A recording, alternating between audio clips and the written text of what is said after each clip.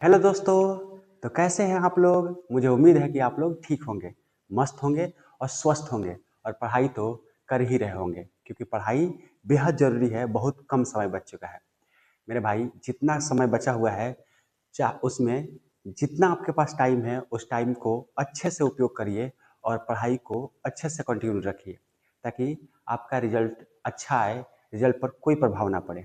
आज के इस वीडियो में मेरे भाई केमिस्ट्री का ऑब्जेक्टिव लेकर नहीं आए हैं।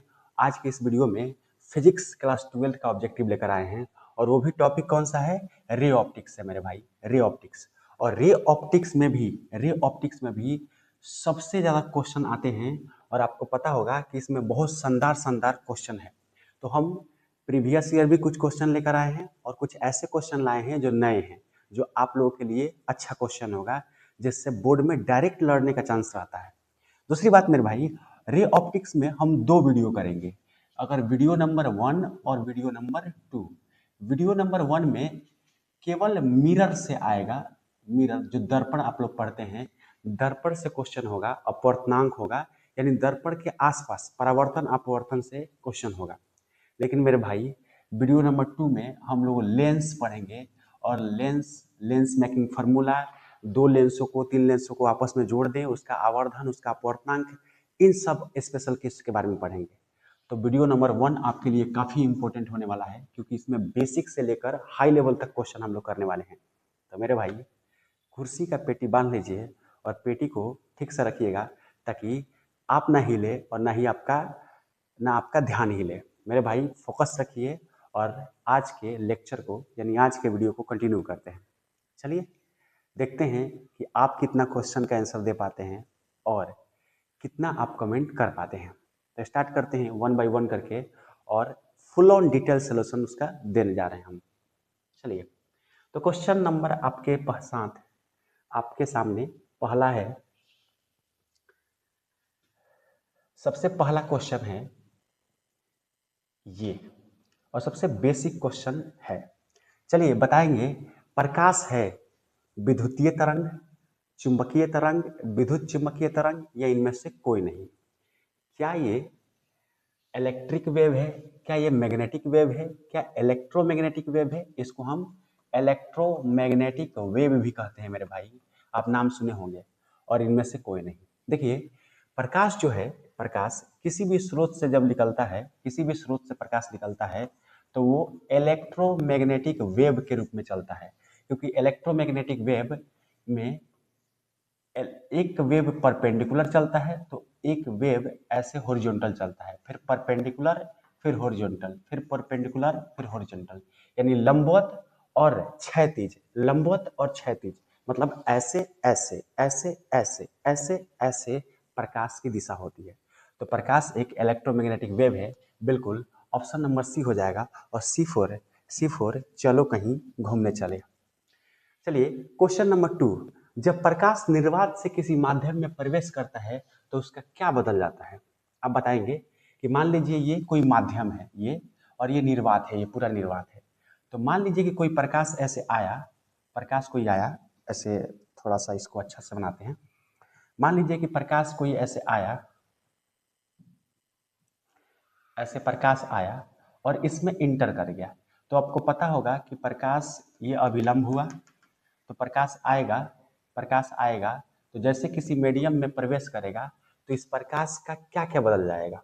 जैसे एक मान कर चलते हैं, मान लीजिए ये कांच ही है, ये क्या है, कांच का स्लेब है और ये निर्वात है या वायु है।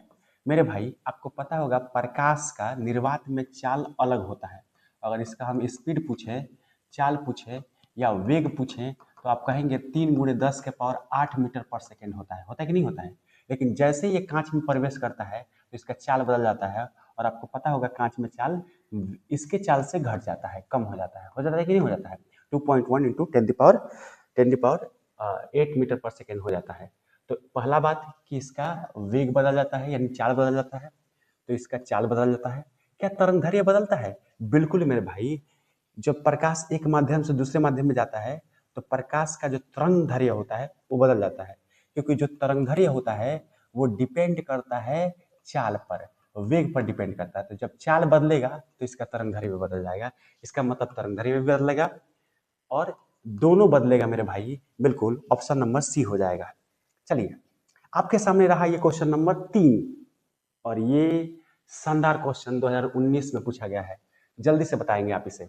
जब प्रकाश एक माध्यम से दूसरे माध्यम में प्रवेश करता है तो उसका क्या नहीं बदलता है? ये क्वेश्चन आया हुआ है 2019 में, आपको बताना है। देखिए, अभी बताए कि प्रकाश जब एक माध्यम से दूसरे माध्यम में जाता है तो उसका चाल बदल जाता है, उसका वेवलेंथ यानी तरंगदैर्घ्य बदल जाता है मेरे भाई, उसका आयाम भी बदल जाता है और एक बात और याद रखिएगा, उसकी इंटेंसिटी बदल जाती है। इंटेंसिटी का मतलब होता है प्रकाश की तीव्रता बदल जाती है। तीव्रता का मतलब प्रकाश जब हवा में रहेगा तो उसकी चमक कुछ अलग होगी, उसके उसके रंगों का ग्लो कुछ अलग होगा और जैसे वो किसी दूसरे माध्यम में प्रवेश करेगा तो उसकी चमक कुछ और हो जाएगी, चमक में घटाती बढ़ाती हो जाती है। तो मेरे भाई, केवल आवृत्ति ऐसा चीज है जो नहीं बदलता है, बिल्कुल ऑप्शन नंबर डी हो जाएगा। आवृत्ति कभी नहीं बदलता है, प्रकाश चाहे कहीं भी जाए, किसी भी माध्यम में जाए, उसकी आवृत्ति नहीं बदलेगी, उसकी चाल बदल जाती है, उसका तरंगदैर्घ्य बदल जाता है, उसका आयाम बदल जाएगा, उसका इंटेंसिटी बदल जाएगा, लेकिन आवृत्ति नहीं बदलेगा। चलिए, ये क्वेश्चन शानदार है, एक बार पढ़िए इसे। निम्नलिखित में से कौन सा गुण लेजर लाइट के लिए सही है? आपको बताना है कि लेजर लाइट के लिए कौन सा गुण इसमें से सही है। और आपके बगल में मेरे भाई फिगर भी बन गया है, आप लेजर लाइट को देख सकते हैं यहाँ पे। ये कितने सब लेजर लाइट, एक लेजर लाइट, दो लेजर लाइट, कितने लाइटें सब जल रही है, एकदम समझो कि ऑर्केस्ट्रा का शो चल रहा है या काफी बड़ा फंक्शन चल रहा है। तो यदि आपके सामने ऐसा मिल जाए तो आप भी डांस कमर हिलाने लगेंगे, नागिन डांस करने लगेंगे। बताना है कि ये जो अगर लेजर लाइट जो है यहाँ पे, ये विभिन्न दिशाओं में प्रकाश प्रकीर्णित हो रहा है, तो इसमें कौन सा गुण लेजर लाइट का है? पढ़िए, यह एक वर्णी का मतलब होता है मेरे भाई मोनोक्रोमेटिक, क्रोमेटिक। अब मोनोक्रोमेटिक का सिंपल सा अर्थ हुआ है कि प्रकाश केवल एक ही दिशा में जाए और एक रंग का जाए, ठीक है। तो एक रंग का जो प्रकाश निकलता है उसे बोलते हैं मोनोक्रोमेटिक लाइट।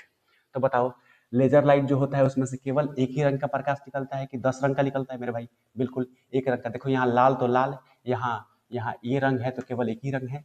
तो एक ये मोनोक्रोमेटिक होता है, इसका मतलब ए नंबर सही है।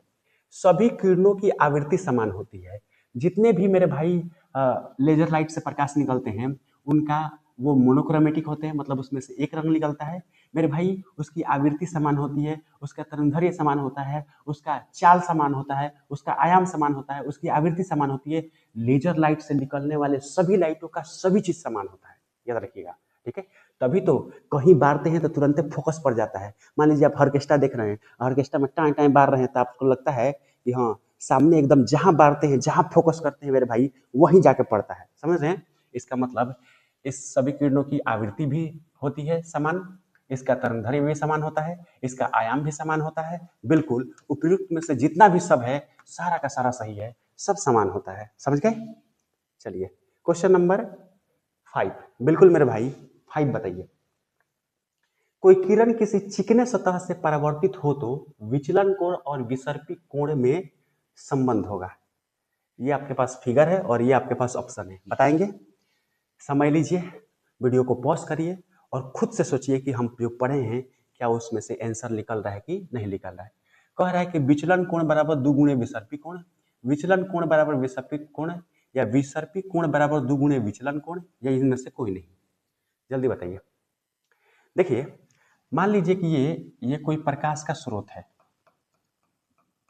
ये कोई लाइट का स्रोत है और यहाँ से ये प्रकाश मेरे भाई आ रहा है, और ये कोई मिरर है या चिकना सतह है। मान लीजिए ये कोई चिकना सतह है, तो जब प्रकाश इस चिकना सतह पे पड़ेगा पड़ेगा तो आपको पता है कि ये पड़ने के बाद ये अभिलंब, मान लीजिए यहाँ ये अभिलंब हो गया, इसको क्या बोलेंगे? ये अभिलंब हो गया, ठीक है। तो जैसे यहाँ से पड़ेगा तो ये परावर्तन हो जाएगा, यहाँ से आया और यहाँ परावर्तन हो गया, आपको पता है, तो ये परावर्तन हो गया। तो इसे बोलेंगे परावर्तित किरण, आपको पता होगा ये परावर्तित किरण है। और इसे बोलेंगे मेरे भाई आपतित किरण, ठीक है। तो ये जब प्रकाश यहाँ आता है और मिरर पर पड़ता है तब परावर्तन हो जाता है। लेकिन ऐसा अगर इसे सीधा जाना होता तो ये सीधा कहाँ जाता है? इधर जाता, जाता कि नहीं जाता मेरे भाई? ये सीधा जब जाना होता है तो इधर जाता है, लेकिन मुड़ जाता है इधर। तो जाना होता है इधर और मुड़ जाता है इधर, तो इन दोनों के बीच का जो कोण है उसे ही बोलते हैं विचलन कोण। कौन सा कोण बोलते हैं मेरे भाई? बिल्कुल विचलन कोण बोलते हैं कि कितना विचलित हुआ है। जाना है इधर अब मुड़ गया इधर, जाना है इधर मुड़ गया इधर। मान लो कि जाना है हमको घर पर, मान लो कि स्कूल से जाना है हमें घर और हम मुड़ गए उधर जिधर हमको पसंद आता है, जिधर हमको जाना है। तो हम अपने घर से विचलित हो गए कि नहीं हो गए? हो गए। तो प्रकाश को जाना है इधर लेकिन विचलित होकर मुड़ गया इधर, तो इस पूरे कोण को क्या कहेंगे? विचलन कोण कहेंगे। याद रहेगा। अब बात आई कि सर अब बात आई कि विसर्पी कोण क्या है। थोड़ा एक बार इसको मिटाते हैं, चाहे छोड़ो इसको रहने देते हैं। अब विसर्पी कोण को देखते हैं। देखिए विसर्पी कोण क्या होता है। ये दर्पण है, ये दर्पण है, ये दर्पण है, और ये जो परावर्तित किरण है, तो दर्पण और परावर्तित किरण के बीच का जो कोण होगा मेरे भाई, ये वाला कोण, ये देखिए, ये दर्पण और ये परावर्तित किरण, ये दर्पण ये परावर्तित किरण, यही जो कोण है इसी कोण को बोलते हैं विसर्पी कोण। क्या बोलते हैं? विसर्पी कोण कहते हैं। याद रखिएगा। और इसे हम थीटा से सूचित करेंगे और विचलन कोण को हम फाई से सूचित करेंगे। ठीक है। तो अब बताना है कि ये जो पूरा एंगल है, ये पूरा एंगल और ये जो एंगल है इसके बीच क्या संबंध होगा। तो चलिए हम आपको बताते हैं, थोड़ा इसे साफ करते हैं अच्छे से। आप समझ गए? देखिए, तो यहां से हम डाल देते हैं अभिलंब। आपको ये बात पता है कि जितना ये होता है, मान लो ये x है तो परावर्तित कोण भी इतना ही होता है। आपतन कोण x है तो परावर्तन कोण भी x से होगा। इसे हम मान लिए थीटा और ये पूरा का पूरा है फाई। ठीक है। तो फाई और थीटा के बीच संबंध बताना है। तो बताइए, ये जितना थीटा होता है ना मेरे भाई, उतना ही ये थीटा होता है। तो हम कह सकते हैं ये पूरा बराबर थीटा प्लस थीटा, यानी फाई बराबर 2 थीटा। 2 थीटा होगा। तब फाई हो गया विचलन कोण और मेरे भाई थीटा हो गया विसर्पी कोण। तो हम कह सकते हैं विचलन कोण बराबर 2 गुणे विसर्पी कोण, यानी विचलन कोण बराबर 2 गुणे विसर्पी कोण। बिल्कुल ऑप्शन नंबर ए हो जाएगा मेरे भाई।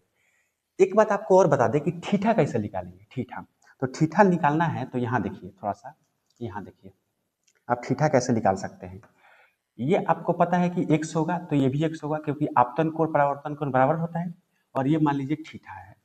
आप ये बताइए, ये लाइन ऐसे सीधा है और ये ऐसे है, तो ये लाइन और ये लाइन के बीच कितना कोण बनेगा? बिल्कुल मेरे भाई, ये 90 डिग्री का कोण बनेगा।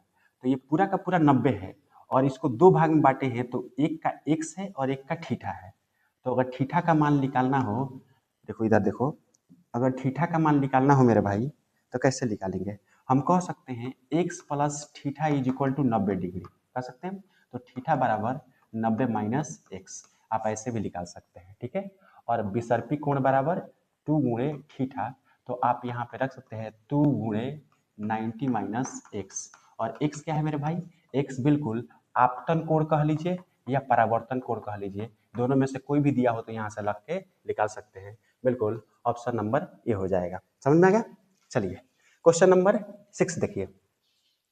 इसे आप बताएंगे, बहुत आसान सा क्वेश्चन है कि प्रकाश का चाल सबसे ज्यादा किस माध्यम में होता है। क्या हवा में होता है, शीशा में होता है, पानी में होता है या निर्वात में होता है? देखिए, प्रकाश का चाल सबसे ज्यादा होता है निर्वात में। ठीक है। थोड़ा सा कम होता है हवा में, उससे कम होता है पानी में, और सबसे कम होता है कांच में। ठीक है। तो प्रकाश का चाल मेरे भाई सबसे ज्यादा होता है, बिल्कुल ऑप्शन नंबर डी फोर दादाजी, बुढ़ऊ दादाजी मेरे भाई। 7 नंबर क्वेश्चन देखिए, समतल दर्पण का रेखीय आवर्धन होता है। यहाँ से आवर्धन का क्वेश्चन है, आवर्धन का संकेत होता है m, याद रखिएगा।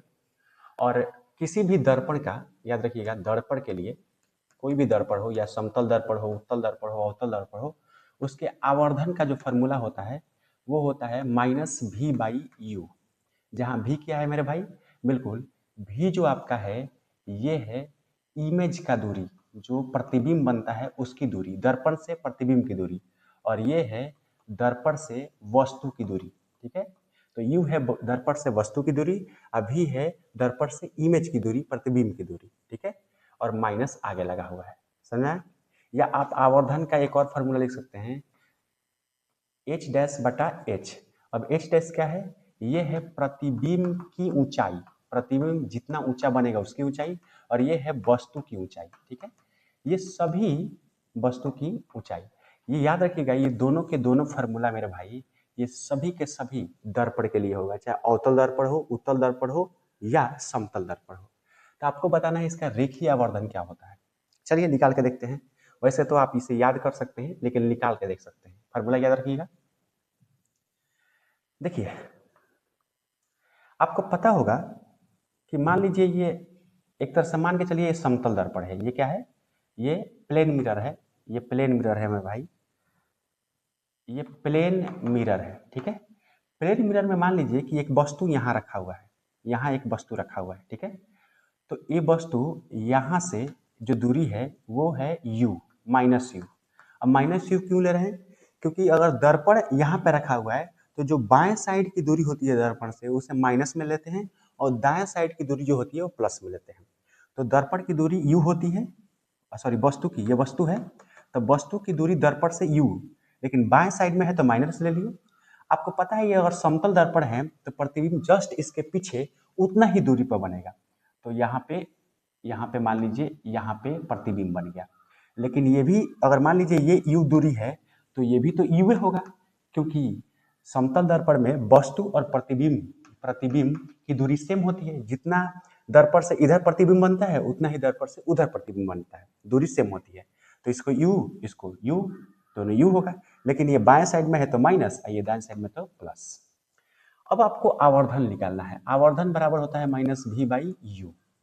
ठीक है, माइनस तो माइनस, भी का मतलब होता है प्रतिबिंब की दूरी। तो प्रतिबिंब की दूरी कितनी है? तो ये प्रतिबिंब की दूरी है u, तो u लिख दिए। अब बटा u मतलब होता है वस्तु की दूरी। तो वस्तु की दूरी कितनी है? वस्तु की दूरी मान लीजिए माइनस यू है, यहाँ पे दिख रहा है, तब माइनस यू रखेंगे। तो ये और ये कट जाएगा, u से u कट जाएगा, कितना बचेगा? बिल्कुल मेरे भाई 1 बचेगा। और 1 को +1 भी बोल सकते हैं हम। बिल्कुल ऑप्शन नंबर ए हो जाएगा। और ए फॉर आओ कभी हवेली पर। चलिए क्वेश्चन नंबर 8 देखिए, क्या आप बना सकते हैं इसे? ट्राई करिए। समतल दर्पण में यदि आपतित किरण के दिशा को नियत रखते हुए दर्पण को a डिग्री से मोड़ दिया जाए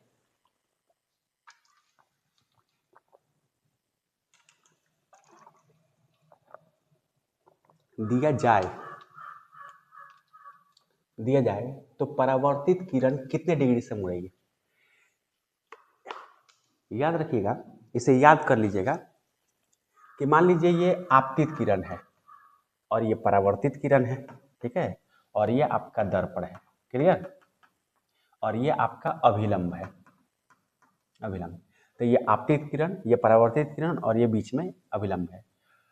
अब हम काम कर रहे हैं, एक चीज कर रहे हैं कि यदि ये दर्पण जो है, ये दर्पण है, मान लो ये आपतित किरण, ये आपतित किरण है, सॉरी ये आपतित किरण है और ये दर्पण है।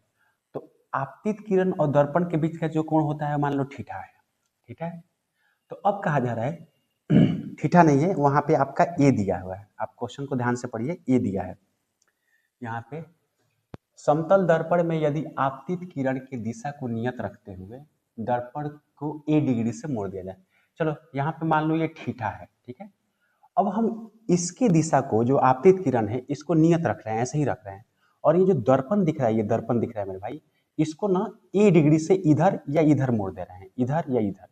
तो मान लीजिए ये दर्पण है, तो दर्पण को हम ए डिग्री से, यानी दर्पण को हम ऐसे कर दिए, यानी ये ए डिग्री से और मोड़ दिए। ठीक है, तो आपको बताना है जो ये परावर्तित किरण जो पहले से थी ये कितना डिग्री मुड़ेगी।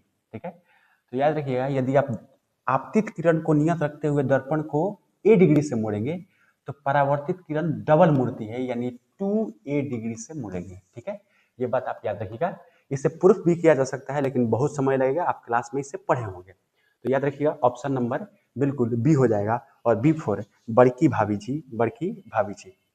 चलिए क्वेश्चन नंबर 9 मेरे भाई, यदि कोई मनुष्य किसी समतल दर्पण की ओर भी वेग से दौड़े यहाँ पे, तो उसके प्रतिबिंब का वेग मनुष्य के सापेक्ष कितना होगा? मनुष्य के सापेक्ष बताना है। चलिए यहाँ पे फिगर भी दिया है। मान लीजिए ये कोई मनुष्य है, मैन, और ये हो गया दर्पण। ठीक है, ये दर्पण हो गया और इसका ये प्रतिबिंब बना हुआ है, ये भी m डैश है क्योंकि ये प्रतिबिंब है और ये वस्तु है, मैन है। ठीक है, कह रहा है कि यदि ये जो वस्तु है यानी ये जो आदमी है, मनुष्य है, ये इधर वी वेग से दौड़ रहा है, वी वेग से मिरर की तरफ। यहाँ पे मान लो ये खड़ा है और यहाँ पे खड़ा है और टुकु टुकु टुकु टुकु ये वी वेग से दौड़ रहा है। यहाँ पे खड़ा है और वी वेग से मेरे भाई चल रहा है। तो जाहिर सी बात है कि समतल दर्पण में बराबर दूरी होता है वस्तु और प्रतिबिंब का, तो ये भी तो वी वेग से दौड़ेगा। दौड़ेगा कि नहीं दौड़ेगा? समतल दर्पण में वस्तु जो काम करता है वही काम सेम टू सेम प्रतिबिंब करता है। ठीक है, तो ये ऐसे वी वेग से दौड़ेगा तो इधर से इमेज भी वी वेग से दौड़ेगा। ठीक है, जैसे ये इधर से दौड़ेगा वी वेग से, वी वेग से, तो ये भी दौड़ेगा, ये भी दौड़ेगा, ऐसे ये भी दौड़ेगा। तो याद रखिएगा कि मिरर के सापेक्ष देखा जाए, ये मिरर है तो ये भी वी वेग से आ रहा है और ये भी वी वेग से आ रहा है। ठीक है, मिरर के सापेक्ष मतलब इससे देखा जाए तो। लेकिन अगर कहें कि वस्तु के सापेक्ष देखिए, तो वस्तु के सापेक्ष क्या होगा कि यहां तो ये वी वेग से आ रहा है लेकिन ये भी दूरी तो वी वेग से चल रहा है। समझ में आ रहा है? आप समझिए, आप ठीक से समझिए। ठीक है, देखिए यहां देखिए, ये मिरर रहा, ये भी वी वेग, ये वी वेग से चलेगा तो ये भी वी वेग से आएगा, लेकिन वी वेग इसके लिए है, इसके लिए ये भी वी वेग से इसके लिए चल रहा है और ये भी वी वेग से इस दर्पण के लिए चल रहा है। तो दर्पण देखेगा तो ये वी वेग से आएगा, लेकिन जब मनुष्य देखेगा तो ये भी और प्लस ये भी कितने भी हो जाएंगे? 2v। तो मनुष्य के सापेक्ष देखेंगे तो 2v और दर्पण के सापेक्ष देखेंगे तो v। ठीक है, तो दौड़े तो उसका प्रतिबिंब का वेग मनुष्य के सापेक्ष कितना होगा? मनुष्य ये कितना वेग से उसको देखेगा अपने प्रतिबिंब को, तो ये खुद भी वी वेग से दौड़ रहा है और उधर से वी वेग से आ रहा है, तो ये देखेगा तो इसका भी और इसका भी जुड़ जाएगा तो v प्लस v कितना हो जाएगा? 2v। लेकिन दर्पण के सापेक्ष पूछेंगे दर्पण कितना दिखेगा, तो दर्पण केवल एक ही v दिखेगा, एक ही v। तो दर्पण के सापेक्ष v वेग से और मनुष्य के सापेक्ष 2v वेग से। तो मेरे भाई बिल्कुल ऑप्शन नंबर बी हो जाएगा और बी फॉर फिर से बाहुबली। चलिए हाँ, 10 नंबर क्वेश्चन। यदि दो समतल दर्पण एक दूसरे से 90 डिग्री कोण पर रखा गया हो तो उन दोनों दर्पणों के बीच रखे किसी वस्तु के कितने प्रतिबिंब बनेंगे? ये बहुत शानदार क्वेश्चन है, इसे आप ट्राई करेंगे। जल्दी करिए, आपको 30 सेकंड के अंदर आंसर बताना है, तब तक हम कैमरा देख ले।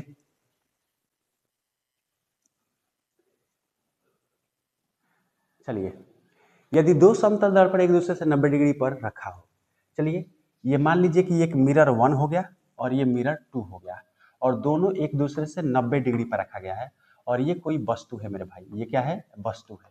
तो आपको बताना है इन दोनों मिरर में इस वस्तु के कितने प्रतिबिंब बने।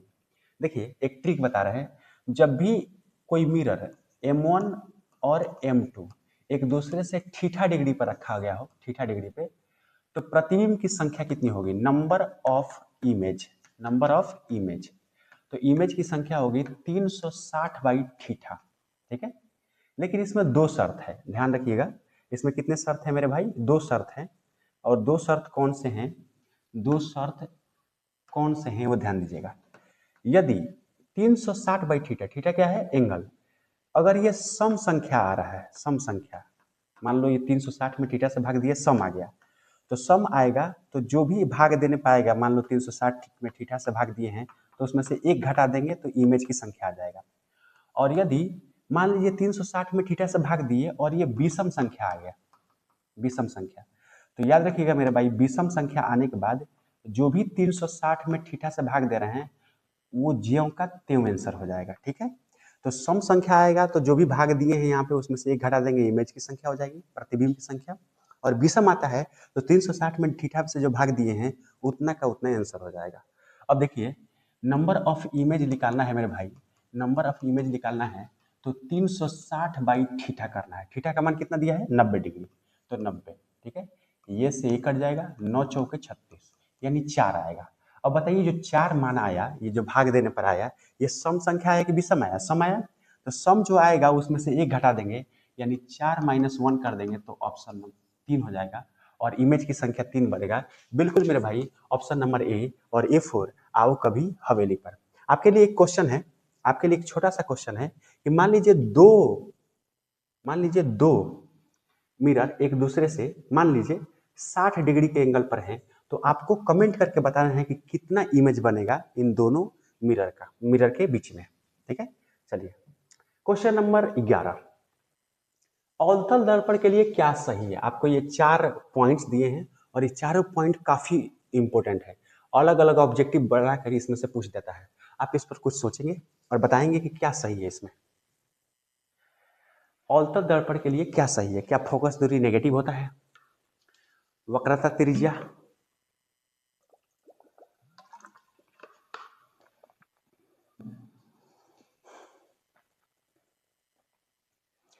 देखिए ये अवतल दर्पण है और इसका प्रधान अक्ष है। ये क्या है? ये प्रधान अक्ष है, ठीक है। और यहाँ पे P होगा पोल। और आपको पता होगा कि अवतल दर्पण का जो फोकस दूरी होता है ये बाएं साइड होता है, यहाँ कहीं होता है। मान लो ये F है और वक्रता त्रिज्या फोकस दूरी के लगभग दुगुना होता है, तो मान लेते हैं यहाँ है R। तो देखिए एक बात ध्यान रखिएगा कि किसी भी दर्पण में अगर बाएं साइड की दूरी है, बाएं साइड की दूरी है तो वो नेगेटिव होती है और दाएं साइड की दूरी है तो पॉजिटिव होती है, ठीक है। अगर आप बाएं साइड चलते हैं तो नेगेटिव होगा और दाएं साइड चलेंगे तो पॉजिटिव होगा। अब ध्यान से देखिए ये अवतल दर्पण है और इसकी फोकस दूरी बाएं साइड है, बाएं साइड। यहाँ से कैसे है? बाएं साइड। तो बाएं साइड की दूरी कैसी होगी? नेगेटिव। इसका मतलब इसका फोकस दूरी कैसा होगा? नेगेटिव। बिल्कुल इसका फोकस दूरी नेगेटिव होगा। और ध्यान से देखिए ये अवतल दर्पण के बाएं ही इसका वक्रता त्रिज्या है, ठीक है। आप याद रखिएगा वक्रता त्रिज्या फोकस दूरी के दुगुना होता है, यानी r बराबर 2f होता है, ठीक है। ये ध्यान रखिएगा।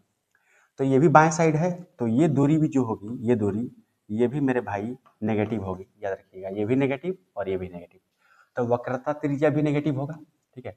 अब बताइए सर पावर पॉजिटिव होगा कि नहीं होगा, ये बताइए। तो ध्यान रखिएगा पावर, किसी भी दर्पण के लिए जो पावर होता है, शक्ति का फॉर्मूला होता है वो -1/f होता है, यानी -1 फोकस दूरी। तो यदि हम ऐसे कर दे पावर -1 फोकस दूरी भी तो नेगेटिव है कि नहीं? तो यहाँ पे कोई भी नेगेटिव वैल्यू धरेंगे, नेगेटिव फोकस दूरी रखेंगे तो माइनस से माइनस कट जाएगा, यानी 1/f आएगा। तो पावर किस में आ रहा है? पॉजिटिव में आ रहा है। तो पावर मेरे भाई पॉजिटिव, बिल्कुल सही है। इसका मतलब डी फॉर देवसेना, सभी के सभी है, सही है। इसका फोकल लेंथ नेगेटिव होता है अवतल दर्पण का, वक्रता त्रिज्या भी नेगेटिव होता है, पावर भी पॉजिटिव होता है, और इनमें से सभी। क्वेश्चन नंबर 12, समतल दर्पण के लिए क्या सही है भाई?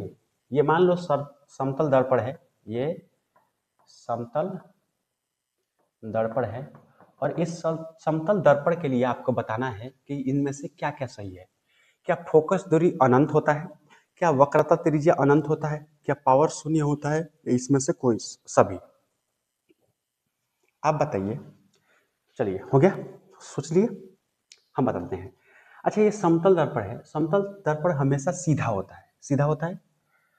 अब बताइए किसी भी चीज का जो त्रिज्या होता है, त्रिज्या होता है, वो केवल गोलीय दर्पण के लिए होता है कि नहीं होता है? अगर कोई गोलीय दर्पण है तो उसके लिए होता है, चाहे अर्धगोलीय हो चाहे फुल गोलीय हो। तो ऐसे अगर गोलीय है तो इसका त्रिज्या होगा, इसका त्रिज्या होगा, इसका त्रिज्या होगा, होगा कि नहीं होगा? ये आर, ये त्रिज्या होगा। लेकिन किसी लंबे चीज का कभी त्रिज्या का नाम सुने हैं? मतलब इसका त्रिज्या होगा ही नहीं, और होगा भी तो काफी दूर होगा। तो याद रखिएगा केवल गोलीय दर्पण का त्रिज्या होता है, समतल दर्पण का त्रिज्या नहीं होता है। इसका मतलब समतल दर्पण के लिए वक्रता त्रिज्या अनंत होगा, यानी ये सही है। इसका अनंत होगा, अनंत मतलब कहाँ है पता नहीं है। आपको ये भी पता होगा कि वक्रता त्रिज्या बराबर 2f होता है। जब वक्रता त्रिज्या ही अनंत है तो f भी अनंत होगा, तो ये भी फोकस दूरी भी क्या होगा? अनंत होगा, यानी ये भी सही है। तो समतल दर्पण के लिए फोकस दूरी इनफाइनाइट होता है, वक्रता त्रिज्या भी इनफाइनाइट होता है। क्या पावर शून्य होता है? चलिए पावर का भी फॉर्मूला पढ़ा है, पावर बराबर 1/f होता है दर्पण के लिए। अब सोचो कि P = 1/f का मान अनंत है, f भी अनंत है और r भी अनंत है। तो जब भी इन्फिनिटी नीचे लिखेंगे तो 1/∞ हमेशा कितना होता है? 0, ठीक है। जब भी आप किसी चीज में इन्फिनिटी से भाग देंगे तो कितना माना जाएगा? बिल्कुल 0। तो इसका मतलब पावर क्या होगा? शून्य। तो यहाँ से 3 क्वेश्चन बन सकते हैं। समतल दर्पण का फोकस दूरी अनंत होता है, दूसरा क्वेश्चन वक्रता त्रिज्या अनंत होता है, और तीसरा क्वेश्चन जो पूछा गया है पावर क्या होता है? शून्य होता है। इसका मतलब सब का सब सही है, बिल्कुल मेरे भाई, डी फॉर देवसेना। चलिए 13 नंबर क्वेश्चन बताइए, निम्नलिखित में से किस दर्पण द्वारा वस्तु का निम्नलिखित में से किस दर्पण द्वारा वस्तु का आभासी प्रतिबिंब प्राप्त किया जा सकता है? ठीक है, केवल समतल दर्पण, केवल अवतल दर्पण, केवल उत्तल दर्पण, तीनों के तीनों दर्पण के द्वारा आभासी प्रतिबिंब प्राप्त किया जा सकता है। देखिए समतल दर्पण में तो हमेशा आभासीय प्राप्त होता है। ये अगर दर्पण है तो यहाँ वस्तु रखेंगे तो ये इधर बनेगा, यानी इमेज आभासी बनेगा। उत्तल दर्पण में आभासी बनता ही है। अवतल दर्पण में आप यहाँ मान लो फोकस दूरी है, तो फोकस दूरी के आगे जब वस्तु रखेंगे तो इसका जो प्रतिबिंब बनेगा यहाँ बनेगा। तो आप पढ़े होंगे अवतल दर्पण, उत्तल दर्पण और समतल दर्पण, तीनों में मेरे भाई, तीनों में आभासी प्रतिबिंब बन सकता है। चलिए क्वेश्चन नंबर 16, एक गोलीय दर्पण को पानी में डुबोया जाता है तो इसकी फोकस दूरी में क्या परिवर्तन होता है? ये हाल ही फिलहाल में 2023 का क्वेश्चन है, बताना है आपको। क्या घट जाता है, क्या बढ़ जाता है, समान रहेगा या कोई नहीं? तो देखिए किसी भी दर्पण को जब आप पानी में घुलाएंगे, किसी भी गोलीय दर्पण को जब आप पानी में घुलाएंगे यानी पानी में डिप करेंगे तो उसकी फोकस दूरी बढ़ जाती है। क्या होती है? बढ़ जाती है। ठीक है, अब बात है कि सर कितना बढ़ जाए? तो मान लो कोई उत्तल या अवतल लेंस है, दर्पण है, तो अगर यदि हवा में उसका फोकस दूरी f है तो जैसे उसको पानी में डिप करेंगे मेरे भाई, पानी में डिप करेंगे तो ये 4f हो जाएगा। ठीक है, इसका मतलब पहले था f और पानी में डिप करने के बाद 4f, तो f से 4f 3 गुना बढ़ गया। तो यस मेरे भाई, बिल्कुल ऑप्शन नंबर बी हो जाएगा। एक गोलीय दर्पण को पानी में जैसे हम डुबाएंगे तो उसके फोकस दूरी क्या हो जाएगी? बढ़ जाएगी। अब आपसे कोई क्वेश्चन पूछ सकता है इसका कारण क्या है? तो देखिए इसका कारण है अपवर्तनांक मेरे भाई। अपवर्तनांक के कारण जो होता है इसकी फोकस दूरी बढ़ जाती है। ठीक है, चलिए क्वेश्चन नंबर 18, समानांतर सतह वाली कांच की पट्टी पर, समानांतर का मतलब हुआ कोई प्लेन सतह दिया है, जैसे प्लेन मिरर होता है समतल दर्पण। तो मान लो कि ये प्लेन सतह है तो ये समतल दर्पण की तरह का काम करेगा, प्लेन मिरर की तरह काम करेगा। ठीक है, कांच की पट्टी पर की शक्ति होती है। ठीक है, तो जो प्लेन मिरर की यानी जो समतल दर्पण की शक्ति होती है वही इसका भी होगा। तो आपको पता होगा कि प्लेन दर्पण के यानी अभी जस्ट हम पहले बताए, आप यहाँ देखिए, आप इसमें देखिए, इस क्वेश्चन में देखिए, ये समतल दर्पण का जो हम पावर निकाले यानी शक्ति निकाले वो कितना निकाले? 0 निकाले ना, तो वो भी तो प्लेन दर्पण की तरह काम करेगा, तो उसकी भी शक्ति कितनी होगी? बिल्कुल इसकी भी शक्ति कितनी होगी? 0 होगी। ऑप्शन नंबर बी हो जाएगा। ठीक है, आपको बताना है ये 19 नंबर क्वेश्चन, प्रकाश के रंग का कारण क्या हो सकता है? क्या इसकी आवृत्ति होती है? प्रकाश का रंग किस कारण के वजह से होता है? ठीक है, तो देखिए प्रकाश की रंग जो होती है ये 2 कारणों से होता है, प्रकाश के वेग के कारण और इसके तरंग दैर्ध्य के कारण। ठीक है, तो याद रखिएगा प्रकाश का रंग तरंगदैर्ध्य या वेग के कारण होता है, क्योंकि ये तरंगदैर्ध्य और वेग दोनों एक दूसरे के साथ साथ चलते हैं, दोनों एक दूसरे के पूरक होते हैं। ठीक है, तो याद रखिएगा इसके वेग और तरंगदैर्ध्य के कारण होता है। हाँ, क्वेश्चन नंबर 20, एक माध्यम से दूसरे माध्यम में प्रवेश करने पर प्रकाश की किरण मुड़ जाती है, किरणें किरणें किरणों के मुड़ने को कहा जाता है। देखिए जब प्रकाश एक माध्यम से, मान लीजिए ये प्रकाश स्रोत है और ये आपतन प्रकाश है, आपतित प्रकाश कह सकते हैं इसको, आपतित प्रकाश। तो ये आपतित प्रकाश है मेरे भाई। तो जब प्रकाश किसी माध्यम से आती है और दूसरे माध्यम में प्रवेश करती है, याद रखिएगा जब भी प्रकाश एक माध्यम से दूसरे माध्यम में प्रवेश करती है तो उसके किरणें जो होती है वो मुड़ जाती है, अविलंब से दूर या अविलंब से पास आती है, तो उसे हम प्रकाश का अपवर्तन कहते हैं। अपवर्तन में ही एक माध्यम से दूसरे माध्यम में प्रकाश जाती है और मुड़ जाती है। आपको एक बात यहाँ ध्यान रखना है छोटू, एक बात ध्यान रखना है कि जब भी प्रकाश किसी विरल माध्यम से, ये विरल माध्यम है, विरल माध्यम का मतलब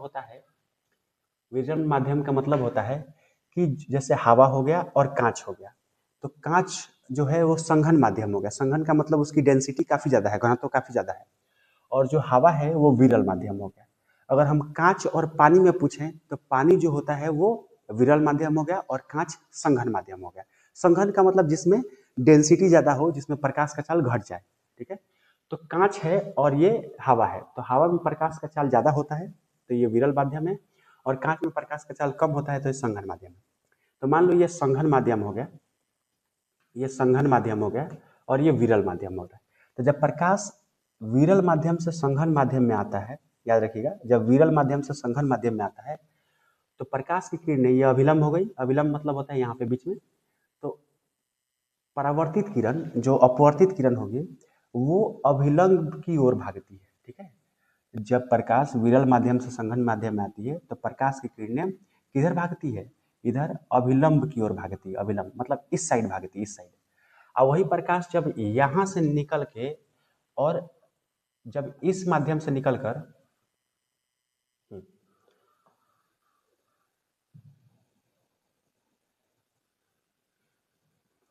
देखिए वही प्रकाश, इसे हटाते हैं। ठीक है, देखिए ये हो गया संघन माध्यम, ये हो गया विरल माध्यम। तो वही प्रकाश जब इधर संघन माध्यम से निकलकर और विरल माध्यम में प्रवेश करती है तो वो अभिलंब से दूर भागती है, इससे दूर भागेगी। ठीक है, तो संघन से विरल में जाती है तो अभिलंब से दूर भागती है, और विरल से संघन में आती है तो अभिलंब की ओर भागती है। तो यहाँ पे ये तो ऑप्शन समझ गए, अपवर्तन है। ठीक है, चलिए क्वेश्चन नंबर 21, प्रकाश वर्ष किस भौतिक राशि का मात्रक होता है। देखिए प्रकाश वर्ष दूरी का मात्रक है। ठीक है, दो प्लेनेट के बीच या ग्रहों के बीच की दूरी प्रकाश वर्ष से नापा जाता है, तो दूरी का मात्रक है। ठीक है, याद रखिएगा। निर्वात में प्रकाश का वेग c है, यहाँ देखिए बहुत अच्छा क्वेश्चन है। और कांच का अपवर्तनांक, ये अपवर्तनांक दिया है म्यू बराबर 3/2 है, तो इसका मान क्या होगा। कह रहा है निर्वात में प्रकाश का वेग c है और कांच, कांच का अपवर्तनांक कितना होगा 3/2 में, इसका मान क्या होगा। बेसिकली मुझे लगता है कि ये कांच में प्रकाश का चाल पूछना चाह रहा है। तो कांच में प्रकाश का चाल पूछ रहा है, निर्वात में प्रकाश का चाल c है और कांच का अपवर्तनांक दे रखा है और कांच में प्रकाश का चाल पूछ रहा है। तो देखिए अपवर्तनांक बराबर होता है, अपवर्तनांक बराबर होता है C0 सी नॉट क्या है, ये निर्वात में प्रकाश का चाल है, और सी एम क्या है, ये किसी माध्यम में प्रकाश का चाल है। जैसे यहाँ म्यू का मान दे रखा है 3/2। ठीक है, और सी नॉट मतलब निर्वात में प्रकाश का चाल कितना दे रखा है सी, तो सी रख देंगे। और पूछ रहा है कि इस माध्यम में जो कांच है, इस कांच में प्रकाश का चाल क्या होगा, तो ये सी एम है। सी एम को हम एक्स मान लेते हैं, हमें एक्स निकालना है, तो इसको ले जाएंगे इधर और इसको ले जाएंगे इधर। ठीक है, तो चाहे तिरछा तिरछी गुणा कर दीजिए, तो 3x, इसको ऐसे और इसको ऐसे, तो x इंटू 3 तो हो जाएगा 3x, और c इंटू 2 तो हो जाएगा 2c। अब x निकालना है तो 2c/3 आ जाएगा। बिल्कुल 2c/3 ऑप्शन जहां भी होगा मेरे भाई सही होगा। ऑप्शन नंबर बी देखिए, बिल्कुल ऑप्शन नंबर B4 बाहुबली होगा। चलिए 24 नंबर क्वेश्चन बताएंगे। यदि किसी समतल दर्पण पर प्रकाश की किरणें लंबवत आपतित हो मतलब लंबवत पड़े, ये समतल दर्पण है, ये कैसा दर्पण है मेरे भाई, बिल्कुल समतल दर्पण है, और यहाँ से ये प्रकाश कोई आ रही है, ये प्रकाश आ रही है। तो यदि ये प्रकाश यहाँ आए, ये कहीं से निकल कर आए, तो यदि कोई प्रकाश सीधे लंबवत आपतित होती है, लंबवत यानी यहाँ पे 90 डिग्री बनाकर आती है, 90 डिग्री, तो याद रखिएगा कि आपतित किरण, परावर्तित किरण और अभिलंब तीनों एक दूसरे पर आते हैं, यानी इसी पर रहेगा आपतित किरण, इसी पर रहेगा अभिलंब और इसी पर रहेगा परावर्तित किरण।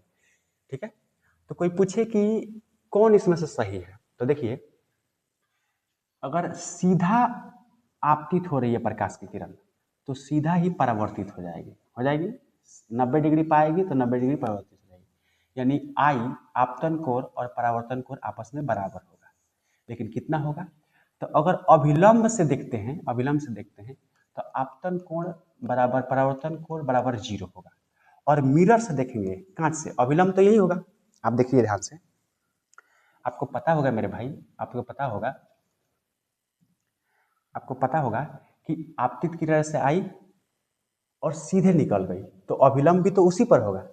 तो अभिलंब आपतित कोण परावर्तित कोण के बीच का एंगल कितना होगा? 0 होगा। यानी आपतित किरण बराबर परावर्तित किरण बराबर 0। ठीक है। लेकिन अगर कांच से पूछा जाए, कांच से कि कांच से कितना डिग्री पर रहेगा, तो कांच से पूछे तो आपतित किरण बराबर परावर्तित किरण बराबर 90 डिग्री होगा। ठीक है।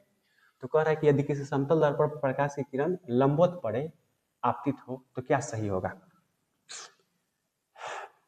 आई बराबर आर सही होगा 90 डिग्री, लेकिन ये केवल दर्पण के लिए होगा।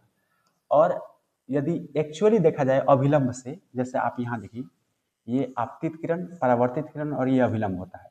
तो अभिलंब से ये होगा और ये, तो ये हो गया आपतन कोण और ये हो गया परावर्तन कोण। तो हम अभिलंब से देखते हैं ना आपतन कोण परावर्तन कोण, लेकिन अभिलंब तो इसी में है। तो यहाँ आई बराबर आर बराबर 0 डिग्री हो जाएगा। ठीक है। चलिए क्वेश्चन नंबर 21 देखिए, यदि एम उत्तल दर्पण का आवर्धन हो तो निम्न में से कौन सही है? यदि एम उत्तल दर्पण का, ये उत्तल दर्पण बना हुआ है, ये कौन सा दर्पण है मेरे भाई? उत्तल दर्पण, आपको पता होगा। और उत्तल दर्पण का आवर्धन कितना है? एम है। तो आपको बताना है एम 0 से बड़ा होगा, छोटा होगा या बराबर होगा। देखिए यहां से हम एक प्रधान अक्ष खींच देते हैं। आपको पता होगा कि उत्तल दर्पण में जो फोकस दूरी होती है वो दाएं बगल होती है, यहाँ होती है। क्या होती है? यहाँ। तो उत्तल दर्पण में दाएं बगल फोकस दूरी होगी, वक्रता त्रिज्या यहाँ होगी। इसका मतलब यदि उत्तल दर्पण में हम इधर इमेज दे रहे हैं, क्योंकि ये कलाई किया हुआ सतह रहता है, तो इमेज ये कलाई कट किया हुआ सतह रहता है, तो हम किसी वस्तु को इधर नहीं रखेंगे, हम रखेंगे यहाँ पे। तो मान लीजिए कोई वस्तु यहाँ रखा गया है, तो उसका इमेज इधर ही बनेगा। बनेगा कि नहीं बनेगा? ऐसी बात है, उत्तल दर्पण में बाएं साइड में इधर रखा जाता है, इधर रखा जाता है वस्तु और इधर रखा जाता है प्रतिबिंब। ठीक है। तो वस्तु अगर बाएं साइड में रखा है तो बाएं साइड की दूरी कैसी होती है? नेगेटिव। और वस्तु की दूरी क्या होती है? माइनस यू होगी। यू होती है, लेकिन माइनस यू क्यों लिखे? क्योंकि बाएं साइड में है। और प्रतिबिंब दाएं साइड में बना है, तो दाएं साइड की दूरी कितनी होगी? भी, और वो भी प्लस में होगा क्योंकि दाएं में है। आवर्धन का मान आपको पता होगा माइनस भी बाई यू होता है, ये फार्मूला का माइनस है। अब माइनस तो माइनस, भी का मान पॉजिटिव है तो भी रख देंगे, और बटा यू, केवल यू नहीं है, माइनस यू है क्योंकि बाएं साइड में है, तब माइनस यू रख देंगे। अब ये और ये कट जाएगा, तो यहाँ पे m बराबर हो जाएगा v बाई यू। और v बाई यू किस, पॉजिटिव है कि नेगेटिव है? बिल्कुल यहाँ पे पॉजिटिव होगा। तो याद रखिएगा, m का मान यदि पॉजिटिव आ रहा है, इसका मतलब यह हुआ कि m का मान 0 से क्या होगा? बड़ा होगा। 0 से बड़ा होगा तभी तो पॉजिटिव आएगा।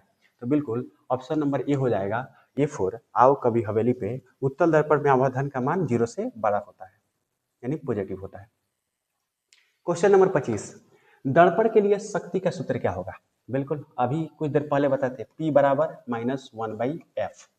तो ऑप्शन नंबर P बराबर -1/f, ऑप्शन नंबर बी होगा। और B4 बड़की भाभी सही है। 26 नंबर क्वेश्चन के बारे में आप सोचेंगे।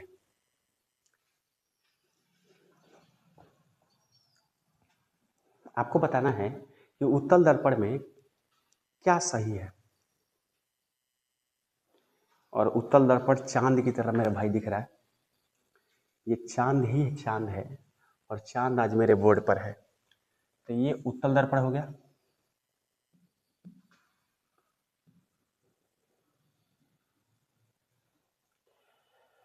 तो ये आप बता दीजिए उत्तल दर्पण हो गया। और उत्तल दर्पण में इधर फोकस दूरी होता है, उत्तल दर्पण है ना, इधर फोकस दूरी होगा, इधर आर होगा दाएं साइड में, और इधर हम प्रतिबिंब रखेंगे और इधर इमेज बनेगा। तो ये इमेज, ये वस्तु। तो आपको बताना है कि इसमें u बराबर v होगा। क्या वस्तु की दूरी, मान लो ये वस्तु की दूरी हो गई u माइनस यू, और ये प्रतिबिंब की दूरी हो गई v। तो क्या प्रतिबिंब की दूरी और वस्तु की दूरी आपस में बराबर होती है उत्तल लेंस में हमेशा? क्या वस्तु की दूरी प्रतिबिंब की दूरी से कम होती है? क्या वस्तु की दूरी प्रतिबिंब की दूरी से ज़्यादा होती है? या वस्तु की दूरी प्रतिबिंब की दूरी से छोटा या बराबर हो सकती है? ठीक है। एक बात याद रखिएगा, उत्तल लेंस में वस्तु आप जितना दूर भगाते जाएंगे उतना ही इमेज पास आता जाता है, पास यानी ले, ये जो दर्पण है, ये दर्पण इस दर्पण के पास आता जाता है। देखिए, दर्पण से वस्तु की दूरी जितना आप बढ़ाते जाएंगे उतना ही इमेज पास आता जाएगा। इसका मतलब इमेज का जो डिस्टेंस है वो घटेगा और वस्तु की दूरी बढ़ेगी। तब वस्तु की दूरी दर्पण से हमेशा ज़्यादा रहेगी कंपेरिजन टू प्रतिबिंब के, यानी यू हमेशा ज़्यादा होगा भी से। ठीक है, इसका मतलब ऑप्शन कौन सा हो जाएगा बिल्कुल मेरे भाई, ऑप्शन नंबर सी हो जाएगा। हमेशा वस्तु की दूरी प्रतिबिंब की दूरी से अधिक होगी। अवतल दर्पण में जब u बराबर f हो तो क्या होगा, यानी बेसिकली कह रहा है कि u मतलब प्रतिबिंब की जो दूरी है वो f है। तो ध्यान दीजिए इधर, ये मान लीजिए अवतल दर्पण है, ये अवतल दर्पण है, अवतल दर्पण है, और यहाँ पे इसका क्या है, फोकस दूरी है, और यहाँ पे वक्रता त्रिज्या है r। और कह रहा है कि जो हम वस्तु की दूरी रखे हैं ना वो फोकस दूरी पर ही है, यानी एक वस्तु है ये यहाँ पे है और इसकी दूरी जो है जितना f है ना उतना ही u मानेंगे। क्यों? क्योंकि u जो होता है वो वस्तु की दूरी होती है। अब वस्तु की दूरी कहाँ है, फोकस पर, तब फोकस दूरी ही होगा, यानी u बराबर f हो गया। तो आपको बताना है कि इसमें से क्या सही है। क्या v f के बराबर होगा, क्या v f से छोटा होगा, क्या v मतलब प्रतिबिंब की दूरी f से ज्यादा होगा। तो यदि आप ध्यान सुनिए, यदि आप फोकस दूरी पर कोई वस्तु रखते हैं तो उसका प्रतिबिंब मेरे भाई अनंत पर पड़ता है। कहाँ बनता है, इन्फिनिटी। मतलब कहाँ बनेगा पता नहीं है, लेकिन बनेगा इधर इन्फिनिटी पे बनता है। जब भी आप किसी वस्तु को फोकस दूरी पर रखेंगे अवतल दर्पण में तो इसका जो प्रतिबिंब बनेगा ये इन्फिनिटी पे बनेगा। मतलब इधर कहाँ बनेगा समझ में नहीं आ रहा है। तो अगर हम यहाँ से दर्पण से दूरी लें तो ये भी दूरी भी अनंत होगा नहीं होगा।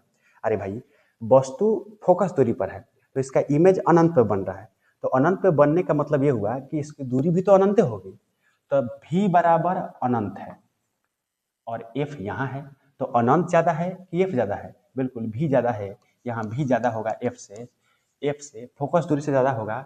ये ऑप्शन नंबर सी हो जाएगा, C4। चलो कहीं घूमने चले। क्वेश्चन नंबर 28 देखिए, यदि एक ही समय में प्रकाश म्यू1 अपवर्तनांक है किसी माध्यम का और x1 डिस्टेंस चल रहा है तथा म्यू2 अपवर्तनांक में x2 दूरी चल रहा है तो क्या संबंध होगा। यहाँ पे ऑप्शन नहीं दिया हुआ है, लेकिन देखो अगर मान लीजिए कि म्यू1 कोई माध्यम है और इसमें प्रकाश x1 दूरी चल रहा है और म्यू2 कोई माध्यम है और प्रकाश x2 दूरी चल रहा है, तो याद रखना है एक संबंध होता है म्यू1 x1 बराबर म्यू2 x2। ये संबंध याद रखिएगा।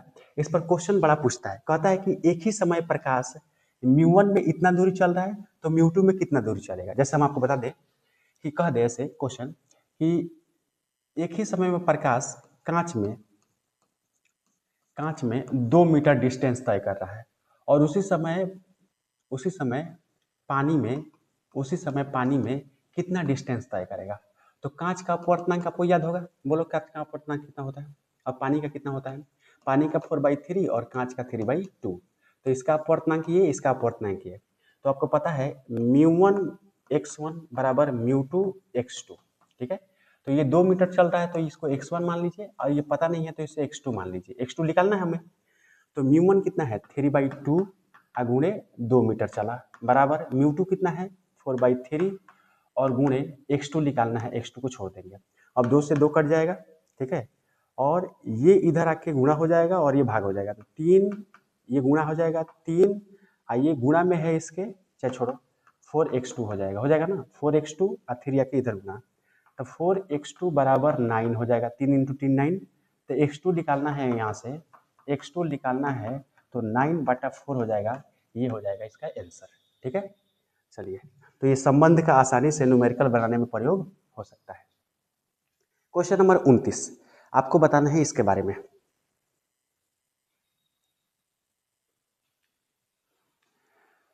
क्षेत्रफलीय आवर्धन के लिए सही व्यंजक होगा। क्षेत्रफलीय आवर्धन के लिए यानी m एरियल के लिए क्या होगा, तो a डैश बटा a। a डैश क्या है, a डैश है बस प्रतिबिंब, प्रतिबिंब का क्षेत्रफल, और ये क्या है, वस्तु का क्षेत्रफल। ठीक है, ये सिंपल सा एक फार्मूला याद रखिएगा। 30 नंबर क्वेश्चन देखिए, रेखीय आवर्धन ME और क्षेत्रफलीय आवर्धन MMA में संबंध होता है। देखिए रेखीय आवर्धन जो होता है, रेखीय आवर्धन और क्षेत्रफलीय आवर्धन में क्या संबंध होता है, तो रेखीय आवर्धन का स्क्वायर करेंगे तो आ जाएगा क्षेत्रफलीय आवर्धन। ठीक है, तो क्षेत्रफलीय आवर्धन बराबर होता है रेखीय आवर्धन का होल स्क्वायर, या रेखीय आवर्धन बराबर होगा क्षेत्रफलीय आवर्धन का अंडर रूट, मतलब स्क्वायर इधर जाएगा तो अंडर रूट हो जाएगा। तो आप ये संबंध याद रखेंगे कि क्षेत्रफलीय आवर्धन बराबर रेखीय आवर्धन का स्क्वायर होगा। ठीक है, चलिए ध्यान से देख लीजिए, ये दो क्वेश्चन थे सेम ही पैटर्न में। चलिए क्वेश्चन नंबर 27। अब धैर्य बनाए रखेंगे क्योंकि क्वेश्चन बहुत ज़्यादा है। टोटल क्वेश्चन हम लेकर आए हैं 50, और 50 क्वेश्चन करने में वो भी फिजिक्स का काफ़ी टाइम लगता है। तो आप यदि हड़बड़ाएंगे गड़बड़ाएंगे तो काफ़ी दिक्कत हो जाएगा। रात को तो फ़ोन से बतियाते समय नहीं गड़बड़ाते हैं, नहीं घबराते हैं, 4-4 घंटा 5-5 घंटा खींच देते हैं। तो वहाँ पे खींचने का पावर जब इतना हॉर्स का है तो मेरे भाई पढ़ाई में भी उतना पावर होना चाहिए ताकि मेंटेन हो जाए। खाली बतियाते रहेंगे तो कभी घटिया जाएंगे, समझ रहे हैं ना, उसमें फायदा नहीं करेगा, लेकिन यहाँ पे टाइम गंवाएंगे तो बहुत फायदा करेगा। 31 नंबर क्वेश्चन है मेरे भाई, किसी वस्तु का पूरा प्रतिबिंब देखने के लिए दर्पण की न्यूनतम लंबाई कितनी होनी चाहिए। देखिए ये याद कर लीजिएगा, हम किसी दर्पण में जब देखते हैं तो हमारा पूरा प्रतिबिंब बनता है। दर्पण का छोटा सा छोटा टुकड़ा अगर है तो वो भी प्रतिबिंब पूरा बनाता है किसी भी वस्तु का। लेकिन यदि किसी वस्तु की पूरी लंबाई आपको देखना है मेरे भाई, तो याद रखिएगा दर्पण का जो लंबाई होना चाहिए वो वस्तु के लंबाई से कम आधा होना चाहिए। मतलब यहाँ पे देखिए, यदि कोई वस्तु 2 मीटर का है तो दर्पण में इसका पूरा प्रतिबिंब आपको देखना है 2 मीटर, तो कम से कम 1 मीटर का आपका क्या होना चाहिए, दर्पण होना चाहिए। 1 मीटर का मिरर होगा तभी आप इस वस्तु की पूरी लंबाई का प्रतिबिंब इसमें देख पाएंगे। ठीक है, तो याद रखना ये किसी वस्तु का पूरा प्रतिबिंब देखने के लिए दर्पण की न्यूनतम लंबाई कितनी होनी चाहिए, वस्तु से आधी होनी चाहिए। बिल्कुल ऑप्शन नंबर बी हो जाएगा, वस्तु से आधी रहेगी तो पूरा प्रतिबिंब आप आराम से देख लेंगे। हाँ, क्वेश्चन नंबर 32 यहाँ पे, चलिए, उत्तल दर्पण में प्रतिबिंब की अधिकतम दूरी कितनी होती है। ये तो बहुत शानदार क्वेश्चन है, इसको आप इंपॉर्टेंट कर लीजिए मेरे भाई। अगर आप बता सकते हैं ना तो कमेंट में फेंक के मारिए इसे, और नहीं बता सकते हैं तो लालच है आपके पढ़ने पर। ठीक है, बहुत शानदार क्वेश्चन है, सोचने वाला क्वेश्चन है। ये उत्तल दर्पण बना रखा है और आपको पता होगा कि ये प्रधान अक्ष है, और उत्तल दर्पण में दाएं साइड फोकस दूरी होता है और वक्रता त्रिज्या होता है, और कलाई किया रहता है इस साइड कलाई किया रहता है, और इधर चिकना सतह होता है। मतलब वस्तु हम यहाँ रखते हैं, ये वस्तु रखते हैं। ठीक है, और प्रतिबिंब उधर बनता है। देखिए उत्तल दर्पण में प्रतिबिंब कहीं बनाइए, ये फोकस दूरी है। उत्तल दर्पण में प्रतिबिंब कहीं बनाइए, वो हमेशा फोकस दूरी से अंदर ही बनता है। ठीक है, देखो ध्यान से देखो, अगर आप वस्तु को उत्तल दर्पण से जितना दूर भगाएंगे जितना दूर भगाएंगे, प्रतिबिंब उतना ही पास आता जाएगा। समझो, इसको जितना दूर करेंगे उतना पास आएगा, इसको जितना दूर करेंगे उतना ही ये पास आएगा। इसका मतलब फोकस दूरी से यहाँ से अधिकतम प्रतिबिंब की दूरी नहीं जा सकती है, ये हमेशा अंदर ही रहेगी। आप पास ले जाएंगे तो थोड़ा दूर भागेगा। अधिकतम कितना दूर भाग सकता है, बिल्कुल फोकस दूरी से थोड़ा सा पहले तक जाता है। ठीक है, अधिकतम दूरी फोकस दूरी तक भी नहीं जाता है, अधिकतम यहाँ तक। और जैसे इसको देखो, इसको दूर करोगे तो ये पास आएगा, ऐसे होता है, और ऐसे होगा तो ऐसे होगा, ऐसे ऐसे। ये प्रतिबिंब और ये वस्तु को दूर भगाओ तो ये भी पास आएगा, ये इधर आएगा, और इसको इधर करो तो ये भी इधर से जाएगा। समझ में आ गया ना, यानी फोकस दूरी से अधिकतम नहीं हो सकती है। तो एफ हो सकती है, या एफ से अधिक या एफ से कम। बिल्कुल ऑप्शन नंबर डी हो जाएगा, हमेशा एफ से कम होगा। एफ मत मार दीजिएगा, ये नहीं ये नहीं ये नहीं, हमेशा एफ से कम ही दूरी होती है प्रतिबिंब की। ठीक है, चलिए, ये 33, 34, 35 ये तीनों का तीनों क्वेश्चन अपवर्तनांक पर है। बताना है आपको, प्रकाश μ1 से μ2, यहाँ पे प्रकाश 1 μ1 टू μ2 किसके बराबर होगा।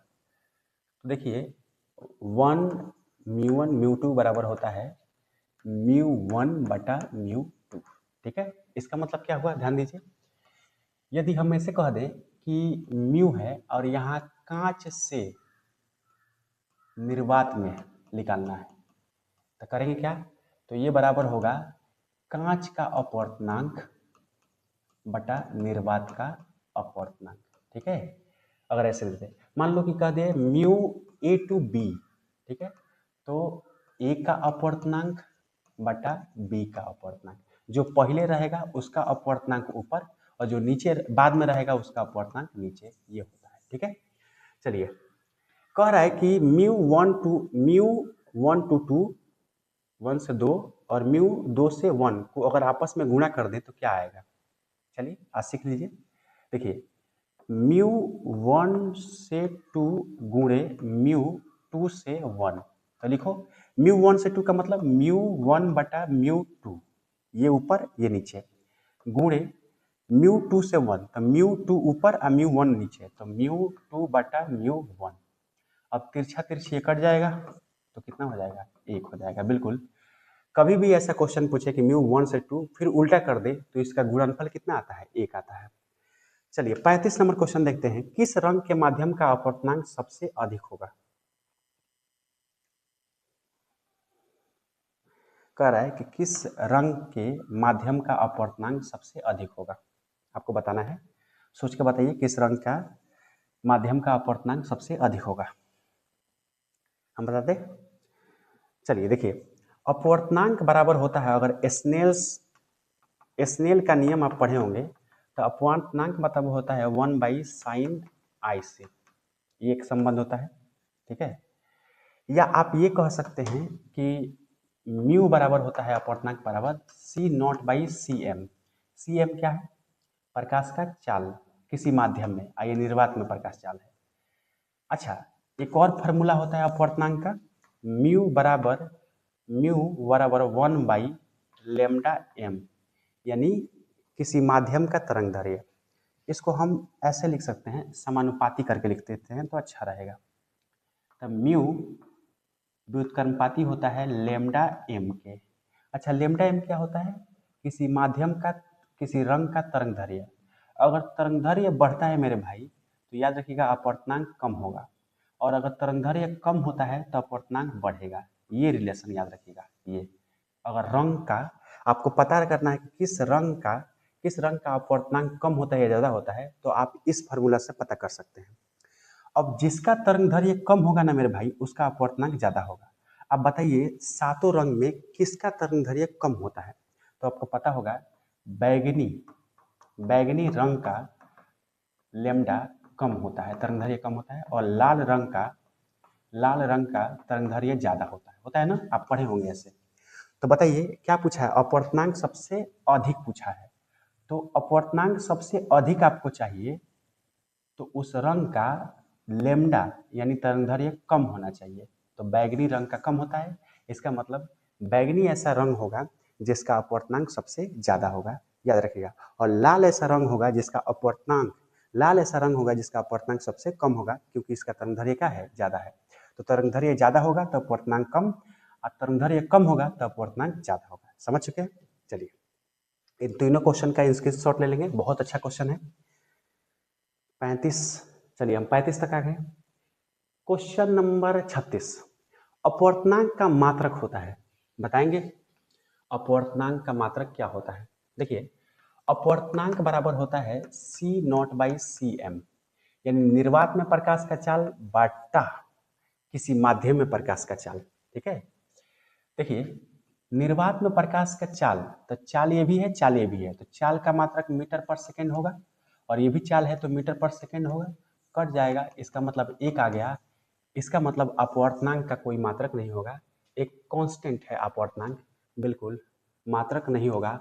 ऑप्शन नंबर डी हो जाएगा, अपवर्तनांक का कोई मात्रक नहीं होता है।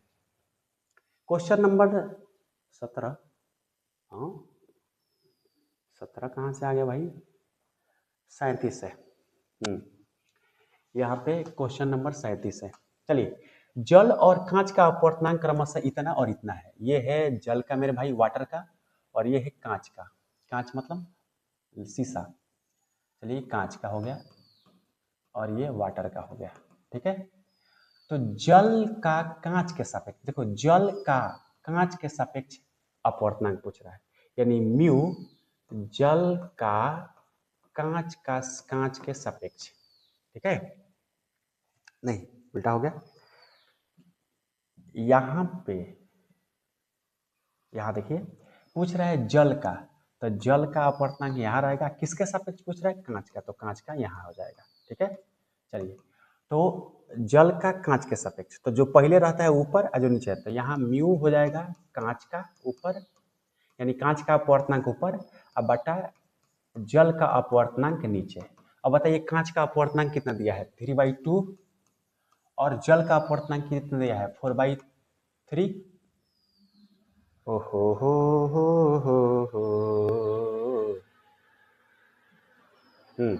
यहाँ देखिए, चलिए। तो 3/2 हो गया कांच का अपवर्तनांक, हाँ 3/2, और 4/3 हो गया जल का अपवर्तनांक। अब आपको पता है कैसे सॉल्व करना है, A/B/C/D होगा, तो ऊपर नीचे ऊपर, ऊपर नीचे को गुणा करके ऊपर कर लेते हैं, और बीचे बीचे गुणा करके नीचे कर लेते हैं। ऊपर नीचे और ऊपर, ऊपर नीचे ऊपर और बीचे बीचे नीचे, तो कैसे हो जाएगा, तो 3 × 3/4 × 2, तो 9/8 हो जाएगा, बिल्कुल 9/8, ऑप्शन नंबर सी हो जाएगा। और C4 चलो कहीं घूमने चले, ठीक है। चलिए क्वेश्चन नंबर, ओहो 14 लिख दिया है यहाँ, थोड़ा गलत, चलो नंबरिंग से क्या करना है आपको बताना है। निम्नलिखित में से किसका अपवर्तनांक सबसे अधिक होगा, ये सबसे फेमस क्वेश्चन है बिहार बोर्ड का, याद रखिएगा। हीरे का अपवर्तनांक सबसे ज्यादा होता है, कांच का अपवर्तनांक 3/2 होता है, पानी का अपवर्तनांक 4/3 होता है, लोहा का याद मत रखिए, हीरा का होता है 2.42, ठीक है। तो हीरा का सबसे ज्यादा अपवर्तनांक होता है, और ये बोर्ड में सबसे ज्यादा क्वेश्चन पूछा जाता है, आ ही गया। हीरा का अपवर्तनांक होता है, 2020 में क्वेश्चन आया हुआ है, बिल्कुल 2.42 होता है। चलिए क्वेश्चन नंबर 37, ओ यहाँ 37 आ गया, ठीक है। चलिए, किसी माध्यम का अपवर्तनांक निर्भर करता है, किस पर निर्भर करेगा, देखिए अपवर्तनांक माध्यम के प्रकृति पर निर्भर करता है। प्रकृति का मतलब होता है, देखो म्यू बराबर होता है C0/Cm, यानी प्रकाश का चाल पर निर्भर करता है। तो प्रकाश का चाल अलग अलग माध्यम के लिए अलग अलग होता है, तो माध्यम के प्रकृति पर निर्भर करेगा, क्योंकि कांच के लिए अलग, पानी के लिए अलग, सबके लिए अलग। माध्यम के ताप पर भी निर्भर करता है, ताप बदलेगा तो घनत्व घटेगा या बढ़ेगा। मान लीजिए आप किसी माध्यम का ताप बढ़ाएंगे, तो उसके अंदर की डेंसिटी घनत्व घटेगा या बढ़ेगा, उसके अणु परमाणु फैलेंगे या घटेंगे। और जब अणु परमाणु फैलेंगे या घटेंगे, तो उसमें प्रकाश का चाल भी बदलेगा, और जब चाल बदलेगा मेरे भाई, तो अपवर्तनांक भी बदलेगा, यानी ताप पर भी निर्भर करता है। प्रकाश के तरंगदैर्घ्य पर भी निर्भर करता है, बिल्कुल। जब किसी प्रकाश का तरंगदैर्घ्य वेवलेंथ बढ़ेगा या घटेगा, तो उस प्रकाश की स्पीड भी तो घटेगी या बढ़ेगी। जब स्पीड घटेगी बढ़ेगी मेरे भाई, तो उसका अपवर्तनांक भी घटेगा बढ़ेगा, बिल्कुल। ऑप्शन नंबर डी हो जाएगा, और D4 देवसेना सभी पर निर्भर करता है। क्वेश्चन नंबर जो भी हो, ये 38 नहीं है, 38 तो बहुत पहले कर चुके थे, लगभग आसपास है, देखते हैं कितना है। चलिए क्वेश्चन नंबरिंग से मतलब नहीं है, टोटल 50-55 क्वेश्चन है, आपको करना है। बताइए इस क्वेश्चन का आंसर क्या होगा।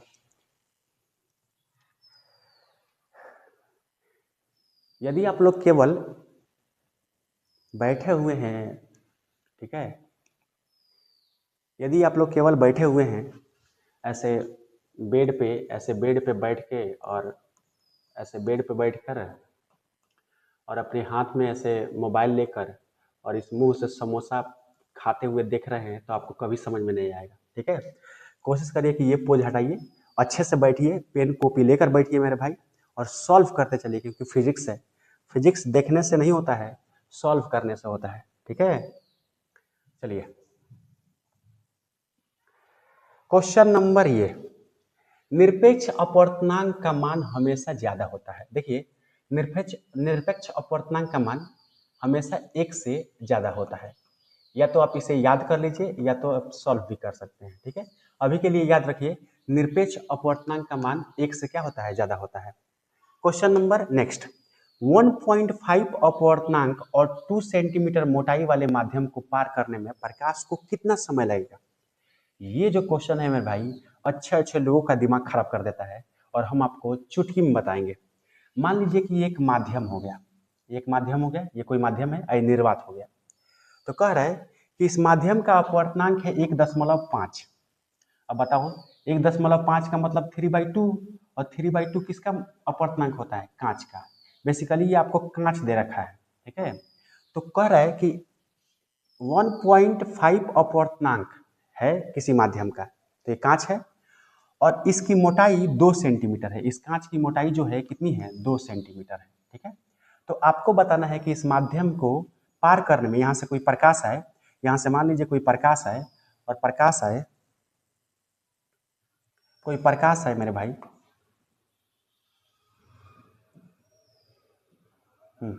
यहाँ से कोई प्रकाश है और इसको पूरा पार करने में इस प्रकाश के किरण को इसे पार करने में कितना समय लगेगा, ये बताना है। बहुत अच्छा क्वेश्चन है। तो जब भी आपसे किसी भी माध्यम को पार करने के लिए प्रकाश की किरण कितना समय लेगा किसी माध्यम को पार करने के लिए पूछे, तो आपके पास एक छोटा सा फॉर्मूला होना चाहिए मेरे भाई। वो होता है म्यू इंटू एल बटा सी नॉट, ठीक है। म्यू क्या है? उस माध्यम का अपवर्तनांक। एल क्या है? उस माध्यम की मोटाई। और सी नॉट क्या है? प्रकाश का निर्वात में चाल। तो निर्वात में चाल कितना होता है? 3 × 10⁸ मेरे भाई म्यू कितना है? तो म्यू है उसका 3/2 गुणे मोटाई कितना है? 2। अब बटा प्रकाश का चाल निर्वात में कितना होता है? बिल्कुल मेरे भाई 3 × 10⁸ मीटर पर सेकेंड होता है। 2 से 2 निकल गया तो ऊपर बचा 3 और नीचे बचा 3 × 10⁸। 3 से 3 खत्म, तो 10⁸ ऊपर जाएगा तो 10⁻⁸ होगा और ये सेकेंड हो जाएगा मेरे भाई। बिल्कुल 10⁻⁸ सेकेंड में प्रकाश इस पूरे कांच को पार कर जाएगा। तो बस आपको ये फार्मूला याद रखना है। यदि आपको अपवर्तनांक पता है, मोटाई पता है और निर्वात में प्रकाश का चाल पता है तो आप आसानी से बता सकते हैं, ठीक है। समझ गए? चलिए ये याद रखना है। आप स्क्रीनशॉट लेते चलेंगे या लिखते चलेंगे? देख लीजिए, इसका अपवर्तनांक 1.5 था, मोटाई 2 सेंटीमीटर थी और निर्वात में प्रकाश का चाल 3 × 10⁸ होता है, ये सब लोग जानते हैं। क्वेश्चन नंबर ये, जब प्रकाश विरल माध्यम से संघन माध्यम में प्रवेश करती है तो प्रकाश की किरणें अभिलंब से क्या होती है? शुरू में ही बताए थे मेरे भाई, जब प्रकाश विरल माध्यम से संघन माध्यम में जाती है तो प्रकाश की किरणें अभिलंब की ओर आती है, यानी अभिलंब के पास आती है। बिल्कुल ऑप्शन नंबर बी हो जाएगा। और बी फॉर बड़की भाभी। चलिए 41 नंबर क्वेश्चन देखते हैं। जल में एक सिक्का 15 मीटर की गहराई पर रखा हुआ है, ये न्यूमेरिकल है, रखा दिख रहा है। सिक्के की वास्तविक गहराई कितना होगा? आपको पता होगा मेरे भाई कि पानी में जो सिक्का रखा जाता है वो वास्तविक में कहीं और रखा जाता है और वो देखने पर कहीं और दिखता है, ठीक है। तो देखो मान लो कि ये एक टब है और इस टब में पानी भरा हुआ है, एक सिक्का हम यहाँ रखे हुए हैं, ठीक है। तो ये सिक्का जो है आपको बताना है कि यहाँ से कितनी गहराई पर दिख रहा है। तो अगर सिक्का यहाँ पर है मेरे भाई तो इसे बोलेंगे वास्तविक गहराई, ठीक है। और यदि हमें सिक्का यहाँ दिखाई दे रहा है तो इसे बोलेंगे आभासी गहराई, ठीक है। गहराई, सिक्का ओरिजिनली यहाँ है तो ये वास्तविक गहराई, और सिक्का हमें दिख रहा है देखने पर ऊपर से, यहाँ ऊपर से मेरे भाई, यहाँ ऊपर से देखने पर हमें यहाँ दिख रहा है, इसका मतलब ये आभासी गहराई है, ठीक है। और आभासी गहराई देखिए यहाँ पे, जल में एक सिक्का 15 मीटर की गहराई पर दिख रहा है। दिख रहा है का मतलब ये आभासी है, नहीं दिख रहा है। दिख रहा है का मतलब आभासी गहराई कितना है? 15 मीटर। और आपसे वास्तविक गहराई पूछ रहा है, ये इसको हम मान लेते हैं x मान लेते हैं, ठीक है। तो बताना है जल है, माध्यम कौन सा है? जल। तो ये जल है और जल का अपवर्तन कितना होता है? 4/3। तो देखिए अपवर्तनांक बराबर होता है वास्तविक गहराई बटा आभासी गहराई, ये होता है। अब अपवर्तनांक कितना दे रखा है? 4/3। वास्तविक गहराई निकालना है तो वास्तविक गहराई को कितना मान लिए? x। तो x अब बटा आभासी गहराई कितना है? 15 मीटर, तो बटा 15, ठीक है। हम नीचे नीचे घटा सकते हैं, 3×5 = 15। अब ये 5 से 4 में गुणा करेंगे तो x का माना जाएगा, तो x बराबर ये गुणा हो जाएगा, यानी तिरछा तिरछी गुणा हो जाएगा। और यहाँ पे कुछ नहीं है तो x, तो x एकम x बराबर 5 × 4 = 20। तो x बराबर बिल्कुल 20 मीटर आंसर होगा। आपको ये जो वास्तविक गहराई होगा ये 15 होगा, तो ये कितना होगा 20 होगा, ये पूरा का पूरा 20 होगा। समझ में आ गया? चलिए, बहुत अच्छा क्वेश्चन था ये, एकदम गेस करके रखेंगे, ऐसा क्वेश्चन न्यूमेरिकल में पूछा जाता है। चलिए 42 नंबर क्वेश्चन क्या है, एक पेज पर 7 रंगों के लेटर लिखे हैं, तो बताइए कि उस पर कांच का स्लेब रखने पर किस रंग का लेटर सबसे अधिक उठा हुआ दिखाई देगा। समझ में नहीं आया? हम समझाते हैं, एकदम समझाएंगे। मान लीजिए यहाँ पे मेरे भाई कि एक यहाँ पे टेबल है और टेबल पे अलग अलग रंगों के लेटर रखे हुए हैं, जैसे वायलेट, रेड, ब्लू, ब्लैक, ऐसे करके 7 रंग के लेटर हैं। और ऊपर से एक कांच रख दिया गया है, यहाँ पे ऊपर से एक कांच का स्लेब रख दिया गया है।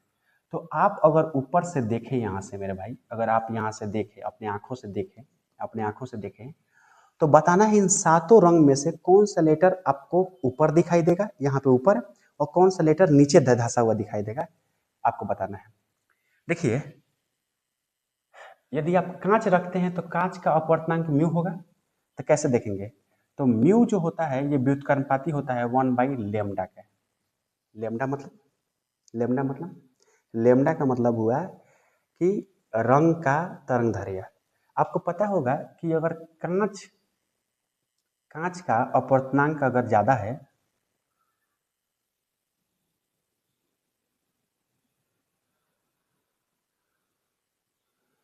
देखिए आपको पता होगा कि यदि कांच का अपवर्तनांक ज्यादा है तो लेमडा कम होगा, या लेमडा ज्यादा है तो अपवर्तनांक कम होगा।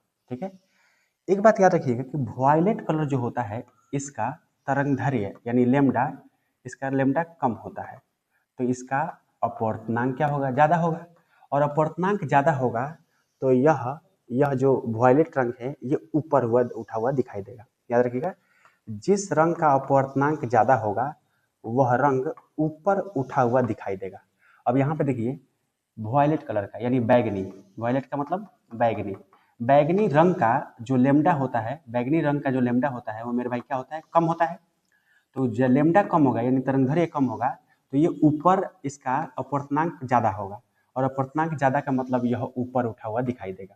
और वही लाल रंग लेंगे, आप रेड कलर लेंगे, तो रेड कलर का जो तरंगदैर्घ्य होता है वो ज्यादा होता है, ज्यादा होगा।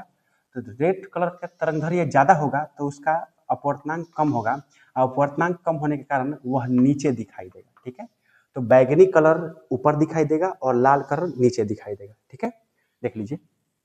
बस बस आप याद भी कर सकते हैं कि जब भी हम कांच का स्लेब रखेंगे कहीं भी, तो अगर बैगनी कलर है तो ऊपर उठा हुआ दिखाएगा, और रेड कलर है, लाल कलर है मेरे भाई, तो वो नीचे नीचे धंसा हुआ दिखाई देगा। हमेशा बैगनी ऊपर और लाल हमेशा नीचे।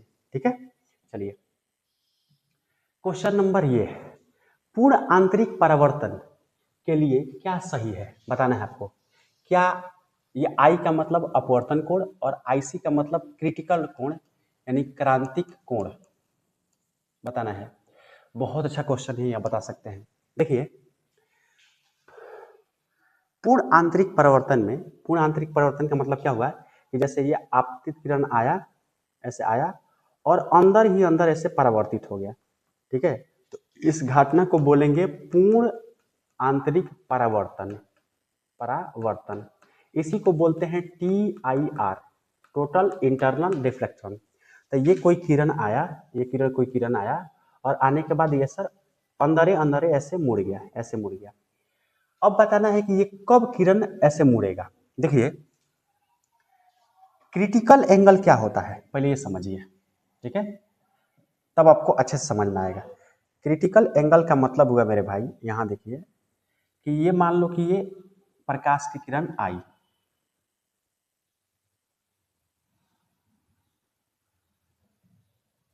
चल देखिए, मान लीजिए ये प्रकाश की किरण आई आई और प्रकाश की किरण आई और ये बाहर ना निकलने के बजाय ये माध्यम और ये माध्यम को जो अलग करने वाला ये है, ये यहाँ से ऐसे पार हो गई।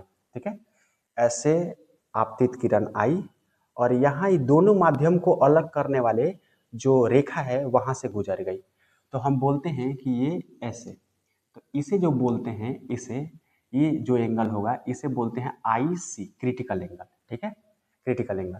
अब बताइए ये जो किरणें आईसी पर आई वो यहाँ पे आ गई और ये दूर थोड़ा भागेगी मेरे भाई, और थोड़ा ये किरण दूर भागी यानी यहाँ से आए तो अब इधर आने के बजाय इधर मुड़ जाएगी। देखो किरणें यहाँ से आई तो ऐसे निकली, थोड़ा और दूरी बढ़ाई तो ऐसे निकली, थोड़ा और दूरी बढ़ाई तो ऐसे निकल गई, थोड़ा और दूरी बढ़ाएंगे तो ऐसे आ जाएगी।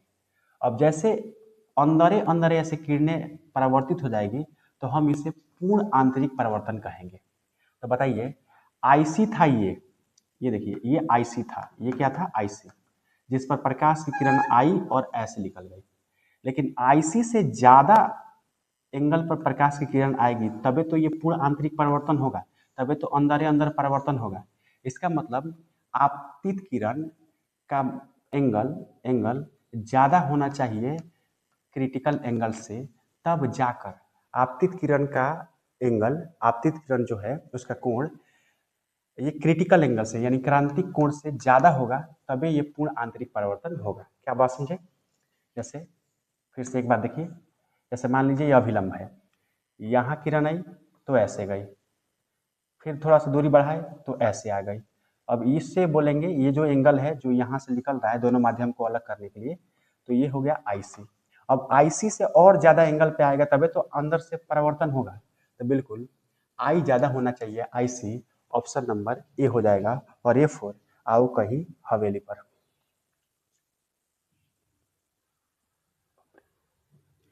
चलिए 44 नंबर क्वेश्चन देखते हैं। क्रांतिक कोण एवं अपवर्तनांक के बीच संबंध होता है। देखिए स्नेल का नियम आप जब देखेंगे, स्नेल्स लॉ, तो स्नेल्स लॉ का होता है म्यू बराबर होता है 1/sin आईसी। आईसी मतलब क्रिटिकल कोण, ठीक है।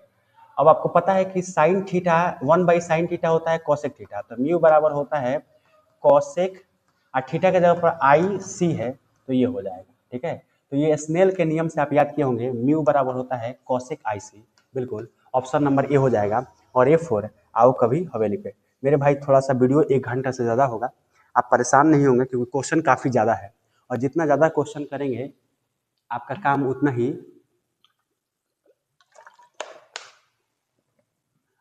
उतना ही आसान होगा। देखिए हीरा किससे चमकता है? तो हीरा पूर्ण आंतरिक परिवर्तन के कारण चमकता है, याद रखेंगे, पूर्ण आंतरिक परिवर्तन के कारण हीरा चमकता है, ठीक है।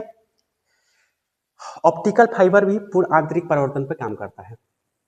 क्वेश्चन है कि यदि किसी माध्यम से निर्वात में संपूर्ण आंतरिक परिवर्तन यानी टोटल इंटरनल रिफ्लेक्शन के लिए क्रांतिक कोण का मान 30 डिग्री है, यानी आईसी का मान दे रखा है 30 डिग्री, तो माध्यम में प्रकाश का वेग क्या होगा? यानी आपको प्रकाश का वेग निकालना है, ठीक है।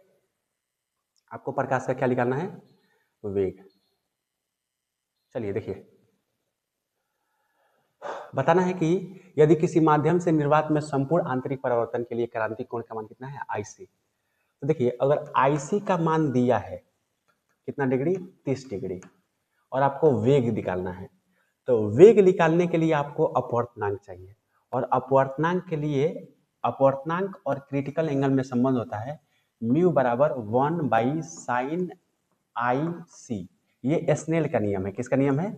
स्नेल का नियम, अब पढ़े होंगे, स्नेल्स लॉ है। अब म्यू यहाँ से निकाल लेंगे, म्यू बराबर 1/sin आई सी, तो साइन आई सी का मान 30 डिग्री दिया है तो 30 डिग्री रख देंगे, 30 डिग्री।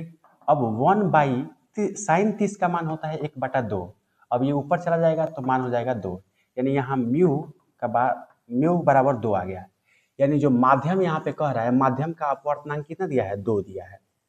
तो अब जैसे माध्यम का अपवर्तनांक मिल गया मेरे भाई, तो आप आराम से यहाँ से निकाल सकते हैं, आप आराम से निकाल सकते हैं कि उस माध्यम में प्रकाश का चाल कितना होगा, ठीक है। तो देखिए म्यू बराबर होता है C0/Cm। C0 क्या है? निर्वात में प्रकाश का चाल, और ये माध्यम में प्रकाश का चाल, तो ये माध्यम में प्रकाश का चाल हमको ज्ञात करना है, तो म्यू का मान दे रखा है 2, निर्वात में प्रकाश का चाल होता है 3 × 10⁸, और माध्यम में चाल निकालना है तो इसे भी मान लेते हैं। अब भी को इधर भेजेंगे तो हो जाएगा 2v और बराबर 3 × 10⁸ हो जाएगा, और भी का मान निकालना है तो ये बटे में आ जाएगा, 3/2 × 10⁸ हो जाएगा। तो 3 में 2 से भाग देंगे तो 1.5 आएगा, 1.5 आएगा, और × 10⁸ मीटर पर सेकेंड होगा। बहुत आसानी से आप निकाल सकते हैं। पहले हम लगाए स्नेल नाव। स्नेल नाव से देखिए, जब भी आपको किसी माध्यम का क्रांतिक कोण दिया रहे और वेग पूछे, तो वेग निकालने के लिए आप डायरेक्ट नहीं निकाल सकते हैं। पहले आप निकालिए अपवर्तनांक। अपवर्तनांक के लिए स्नेल का ये नियम लगाना पड़ेगा, ठीक है। और जब अपवर्तनांक मिल जाए तो आप ये फॉर्मूला लगा दीजिए, म्यू बराबर C not by C M. C M है माध्यम का चाल और ये है निर्वात का चाल। तो निर्वात का चाल तो सबको पता होता है, 3 × 10⁸ होता है, वहां से निकाल सकते हैं। तो ऑप्शन नंबर बिल्कुल बी हो जाएगा, B for Baahubali, B for Baahubali. Question number 47, बहुत कम क्वेश्चन, 1-2 क्वेश्चन और है मेरे भाई, बस खत्म हो जाएगा। पूर्ण आंतरिक परावर्तन की स्थिति में परावर्तन गुणांक का मान होगा। ये आपको रटना पड़ेगा, याद रखिएगा, समझाने में काफी टाइम लगेगा। पूर्ण आंतरिक परावर्तन यानी TIR में परावर्तन गुणांक हमेशा 1 होता है, याद रखिएगा। 1 क्यों होता है, कोई भी पूछे कि 1 क्यों होता है, तो याद रखिएगा पूर्ण आंतरिक परावर्तन में किसी भी माध्यम में अंदरे अंदरे परावर्तन हो जाता है। जैसे ये माध्यम है, ये माध्यम है, तो अगर किरण कोई यहाँ से आ रही है तो ये अंदर अंदर ही परावर्तित हो रही है, यानी इस किरण का कोई सा भी भाग इस पूरे माध्यम से बाहर नहीं जा रहा है। तो जब इस किरण का कोई सा भी भाग माध्यम से बाहर नहीं जाएगा तो उसका परावर्तन गुणांक 1 होगा, क्योंकि टोटल की टोटल किरणें परावर्तित हो जाती है। और जब टोटल की टोटल किरणें उसी माध्यम में परिवर्तित हो जाती है, उसी माध्यम में वापस आ जाती है, तो उसका परावर्तन गुणांक 1 हो जाता है, ठीक है। चलिए समझा दिए। क्वेश्चन नंबर 48 सॉरी, मृग मरीचिका का कारण है। आपको बताना है कि मिरेज का क्या कारण है। इसका इंग्लिश में मिरेज बोलते हैं। आप मिरेज जानते हैं क्या होता है? आप कभी गर्मी के दिन में धूप में रोड पर निकलेंगे, सड़क पर निकलेंगे, तो आप देखेंगे कि सड़क पे पानी एकदम बिछा हुआ है, जबकि जैसे आप वहां पे जाते हैं तो कोई पानी नहीं रहता है। कई बार होता है कि आप दूर से किसी पेड़ को देखते हैं तो पेड़ के नीचे आपको पानी दिखता है। कभी आप गर्मी में ऐसे करिएगा, पानी दिखता है, लेकिन एक्चुअली जब उस पेड़ के पास आप जाएंगे तो कभी भी कहीं भी पानी नहीं मिलेगा। आप दूर से किसी सतह को देखते हैं, तो लगता है वहां पे पानी है। गर्मी के दिन में बोल रहे हैं, जब लूह पड़ता है काफी ज्यादा, धूप में आप जाएंगे, लेकिन जब आप पास में जाते हैं तो ऐसा नहीं मिलता है। ये सब घटना मरीचिका कहलाता है, मिरेज कहलाता है, और ये पूर्ण आंतरिक परावर्तन और अपवर्तन के कारण होता है, ध्यान रखिएगा, ठीक है। हाँ, क्वेश्चन नंबर 49 और काफी खतरनाक क्वेश्चन ये दिया हुआ है। कांच से हवा में प्रवेश करते समय, ये मान लीजिए हवा है और ये मेरे भाई कांच है, फिगर बन चुका है। तो कह रहा है कि एक किरण है जो कांच से हवा में प्रवेश कर रही है। तो कांच से हवा में प्रवेश करते समय किस रंग के प्रकाश का क्रांतिक कोण सबसे कम होता है, आपको बताना है। चलिए बताइए। देखिए, एक बात यहाँ पर समझिए, आपको पता है म्यू बराबर होता है 1/sin IC, यानी हम ऐसे कह सकते हैं कि म्यू ऊपर है IC नीचे है, तो म्यू व्युत्क्रमपाती होगा IC के, यानी IC क्या है? क्रांतिक कोण। IC क्या है? क्रांतिक कोण, और म्यू है अपवर्तनांक। याद रखिएगा, यदि किसी रंग का अपवर्तनांक ज्यादा हो रहा है, अगर रंग की बात करें, यहाँ पे तो रंग ही बात हो रही है, देखो यहाँ पे कह रहा है किस रंग, तो रंग के प्रकाश का पूछे तो मान लो कोई रंग है, तो जिस रंग का अपवर्तनांक ज्यादा होगा उसका क्रिटिकल एंगल यानी क्रांतिक कोण का मान कम होगा, और जिस रंग का अपवर्तनांक कम होगा उसके क्रांतिक कोण का मान ज्यादा होगा, क्योंकि ये दोनों टर्म एक दूसरे के व्युत्क्रमपाती है, एक दूसरे के इनवर्सली प्रोपोर्शनल है। तो यदि आप म्यू का मान बढ़ाते हैं तो IC का मान घट जाएगा, और म्यू का मान अगर घटाते हैं तो IC का मान बढ़ जाएगा। अब आपको कौन सा ऐसा रंग चाहिए, कह रहा है कि कौन से ऐसे रंग का प्रकाश का क्रांतिक कोण माने IC का मान कम होगा, यानी हमको IC का मान कम खोजना है। IC का मान क्या खोजना है? कम। तो उस रंग का अपवर्तनांक क्या होगा? ज्यादा होगा। अब आपको बताना है किस रंग का अपवर्तनांक ज्यादा होगा। देखिए, बैगनी रंग का कुछ देर पहले ही हम बताए थे किस रंग का अपवर्तनांक ज्यादा होता है। बैगनी रंग का अपवर्तनांक ज्यादा होता है और लाल रंग का अपवर्तनांक बिल्कुल कम होता है। तो बैगनी रंग का अपवर्तनांक ज्यादा होगा मेरे भाई, बिल्कुल। यहाँ थोड़ा देखिए, बैगनी रंग का अपवर्तनांक ज्यादा होगा, बैगनी रंग का अपवर्तनांक ज्यादा होगा, तो इसका क्रिटिकल एंगल का मान यानी क्रांतिक कोण का मान क्या होगा? कम होगा। तो ये आपको संबंध याद रखना है, और ये स्नेल का नियम है, स्नेल के नियम से आता है। तो जैसे म्यू ज़्यादा होगा यानी बैगनी कलर का म्यू ज़्यादा होगा तो उसका आईसी का मान कम होगा। ठीक है, तो किस रंग का? बैगनी। जो डी नंबर ऑप्शन है, बैगनी रंग के लिए जो क्रांति कोण का मान होगा वो मेरे भाई क्या होगा? कम होगा। ठीक है, चलिए क्वेश्चन नंबर 50 और ये हमारा अंतिम क्वेश्चन है भाई। जैसे इसे करेंगे तो आपको हमसे छुटकारा मिल जाएगा। लेकिन भाई जितना क्वेश्चन हम लेकर आए हैं वो सारे के सारे क्वेश्चन इंपॉर्टेंट है। यदि आप मिस कर दिए इस वीडियो को तो बहुत पछताएंगे आप। ठीक है, बहुत मेहनत लगता है मेरे भाई बनाने में। ये सारे के सारे वीडियो रिकॉर्डेड है और रिकॉर्डेड वीडियो में आप 3-4 बार करके आराम से देख सकते हैं। अच्छे से पॉज कर करके इसको समझिएगा, तब जाकर आपको समझेगा। चैनल नया है, सब्सक्राइबर कम है, मुझे उम्मीद है कि आप लोग नहीं देखेंगे, लेकिन फिर भी मैं उम्मीद करके बनाता हूँ, इतना मेहनत करता हूँ कि आप लोग इसे देखेंगे। 2011 का क्वेश्चन है, लेंस के क्षमता का मात्रक होता है। देखिए लेंस का क्षमता का मात्रक होता है डायोप्टर। ऑप्शन नंबर बी याद रखिएगा। डायोप्टर जो होता है वो लेंस के क्षमता का मात्रक होता है। और जो दूसरा वीडियो आएगा फिजिक्स का, उसमें हम आपको बताएंगे कि लेंस क्या होता है। और लेंस के बाद यानी रे ऑप्टिक्स का ये पहला वीडियो था। दूसरा वीडियो में हम लोग लेंस पढ़ेंगे और लेंस से संबंधित जितने भी क्वेश्चन आ सकते हैं, चाहे उसके बाद वाले टॉपिक से जितने क्वेश्चन आ सकते हैं, उन सारे क्वेश्चन को हम ऑपरेशन करेंगे मेरे भाई। फिलहाल इस ऑपरेशन को, इस वीडियो के सर्जरी को जरूर आप देखिएगा और साथ दीजिएगा। चलिए धन्यवाद, मिलते हैं अगले वीडियो में।